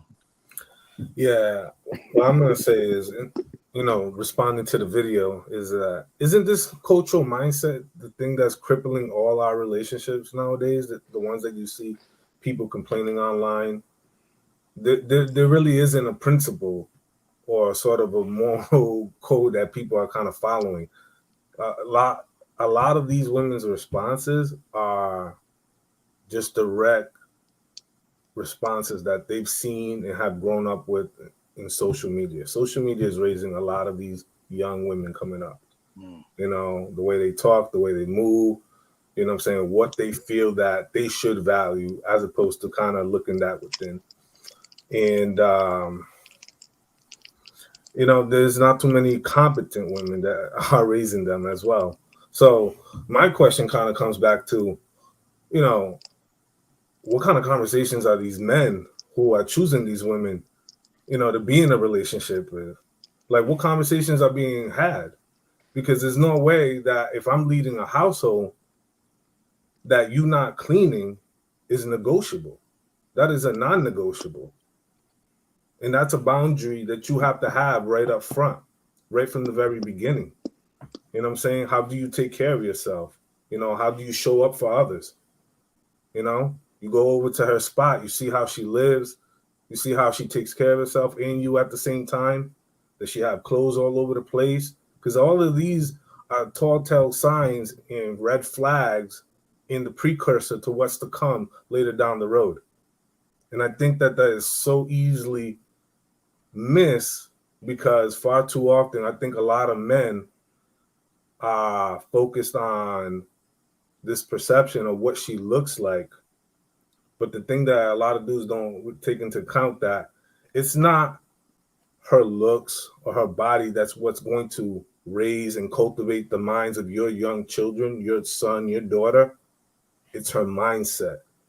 Her mindset is what's going to raise your young children, not her body or her looks. You know, and I think that gets overlooked far too often. You know what I'm saying? How does she view sharing space with her? And I think some of the responses that I look at is that a lot of dudes don't ask is like, what are your 3 T's? You know, what is your tradition? What is your training? And what is your trauma? You know what I'm saying? What customs of your home did you grow up with? What you were raised with? How were you shown to be a wife? You know what I'm saying? What are the things that you are taught? How you communicate with your significant other? And how does that look like on a day-to-day? Because if you both had that conversation about, you know, what time dinner starts or if we're going to go out to dinner or things need to be taken care of around the house, you saying you had a long day, knowing you also had a long day, is not a cop-out. You know what I'm saying? And I think that just becomes a very, you know, easy and fleeting kind of thing to say. It's just, well, I had a long day. And not really understanding that there's a role to be done. You know what I'm saying? You need to show up in a particular way. And I think the last thing is trauma. You know what I'm saying? The last T is just, what are your shortcomings? You know what I'm saying? What are those hurdles that you keep, you know, facing all the time? And I think that being able to be accountable and being able to do your duty as it pertains to your household and in your relationship should be a non-negotiable, because you don't want your man to kind of be like, well, I don't feel like working, or I don't feel like paying the bills, or I don't feel like protecting, providing, provisioning, any of this stuff. None of that is non-negotiable. So we all have a role to play, and that has to be very clear. And there's a boundary with that in the very beginning, in a specific tone that has to be set. Because if not, you're going to get situations like this woman in the video who is heading into her latter years of her 40s, mid-age, you know, trying to negotiate, going back and forth with her man about why things didn't get clean in your household, knowing that these are the things that you had to set in the very beginning. Yeah. All right. Appreciate that. Luis? Anybody want your final thoughts? Anybody else want to add to it? Once, going twice. I was going to say this real fast. I agree with what Luis was talking about, you know, bringing it back to the actual question, expectations in a relationship. If you're the man of the house, if you're going to be the leader of your household, of your family, even with someone that you're, you know, dating seriously, or the moment y'all start living together, you got to lay that out early. You got to lay out those expectations, and you can't assume anything, because, you know, I'm all for the gender roles all day, but at the same time, you know, dude might like to cook more than she might like to cook, or whatever. You know, you got different things going on, and it just, everything has to be communicated. Nothing can be assumed, period. Nothing can be assumed, because when something's assumed, things get lost in translation, people get confused, people don't know, and you're not a good leader unless you're able to communicate. You can't, just like with any leader of a basketball team or football team, if you're the point guard, you got to be able to communicate what plays next and who's getting the ball and this and that. As a quarterback, you got to communicate what the next play is so you can execute it to a T. Same thing with your household. You got to be able to communicate to your woman on what you expect out of her, what she expects out of you, and how you're going to work as a team to accomplish everything you need to accomplish at the end of the day. Yeah. So just adding to that, on my final thoughts on this, listening to that particular video again, I think it just really boils down, fellas, what type of woman are you gonna pick? You just like we accuse these women of trying to change a man, you can't change these women. You have to make a cerebral decision about the woman you're gonna commit to. That it's not one that's gonna be made with your Johnson. It needs to be the most cerebral decision you ever make in your life. And I'll just tell you right now, people say you can ask for more.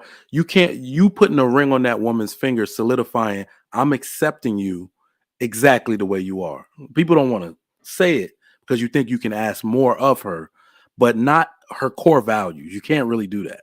Her core values and characteristics are going to stay the same, regardless if you put a ring on her finger or not. So make sure you get a woman that has all that squared away already. I think that's the biggest thing. Some men are like, nah, she said she never really cooked in her life. And look, if a woman wasn't cooking before she got with you, she's not doing it after. Your kid's going to be fat as hell. All right. So make sure you find out what's important to you. Look at the life you want. Look at the life your OGs have. Who do you look up to? And ask them. Get that blueprint from them and follow it. That's all I got. All right, let me get these a couple of super chats and we get up out of here. Striking and Rich $2 says it's the influence these women have that worries me. And then we got Bravo Tech 1999 says be mad, bro. Stop cutting Ali off like that. LOL. I mean, for a while it was the Ali monologue. It was Ali talk. It wasn't King talk no more. Like that point, I just gave up. I muted my damn mic. I was like, fuck it. All right, man. Appreciate you guys dropping in today. I know Ali dropped in. Salute to you, sir, and congratulations to you. Humble Dad had son had a birthday, so he said he was going to try to stop too, but I know his son. So happy birthday to his son. Yeah, make sure you guys catch Trigger Mike in the morning, man. He's going to be dropping some fathers teach their sons how to treat women. So make sure very true. Trigger Mike in the morning. Make sure you guys follow Trigger Mike also individual platform and on IG. We got Trill right here with Cruises. Make sure you guys follow him. B Madden 59 doing a lot of great things. Make sure you guys go to his Instagram, follow him, and at Louise DSGN. Make sure you guys follow him as well. Just want to say thank you, gentlemen, once again. Hit the like button. Also, make sure you subscribe to the channel on your way out. Shout out to the sponsor again, T. Hanley. We out of here, y'all.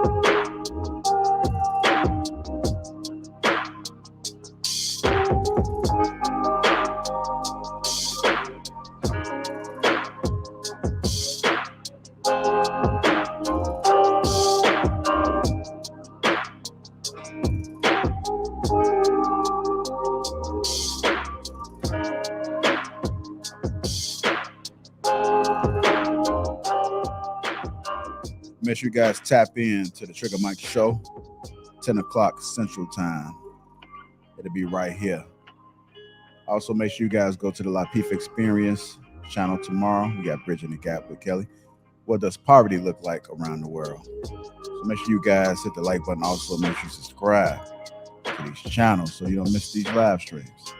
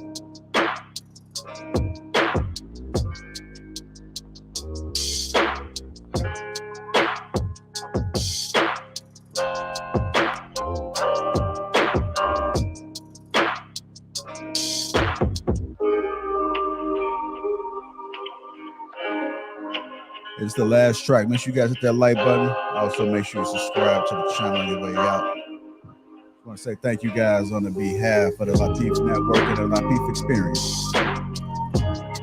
Without you guys, we'll be where we are.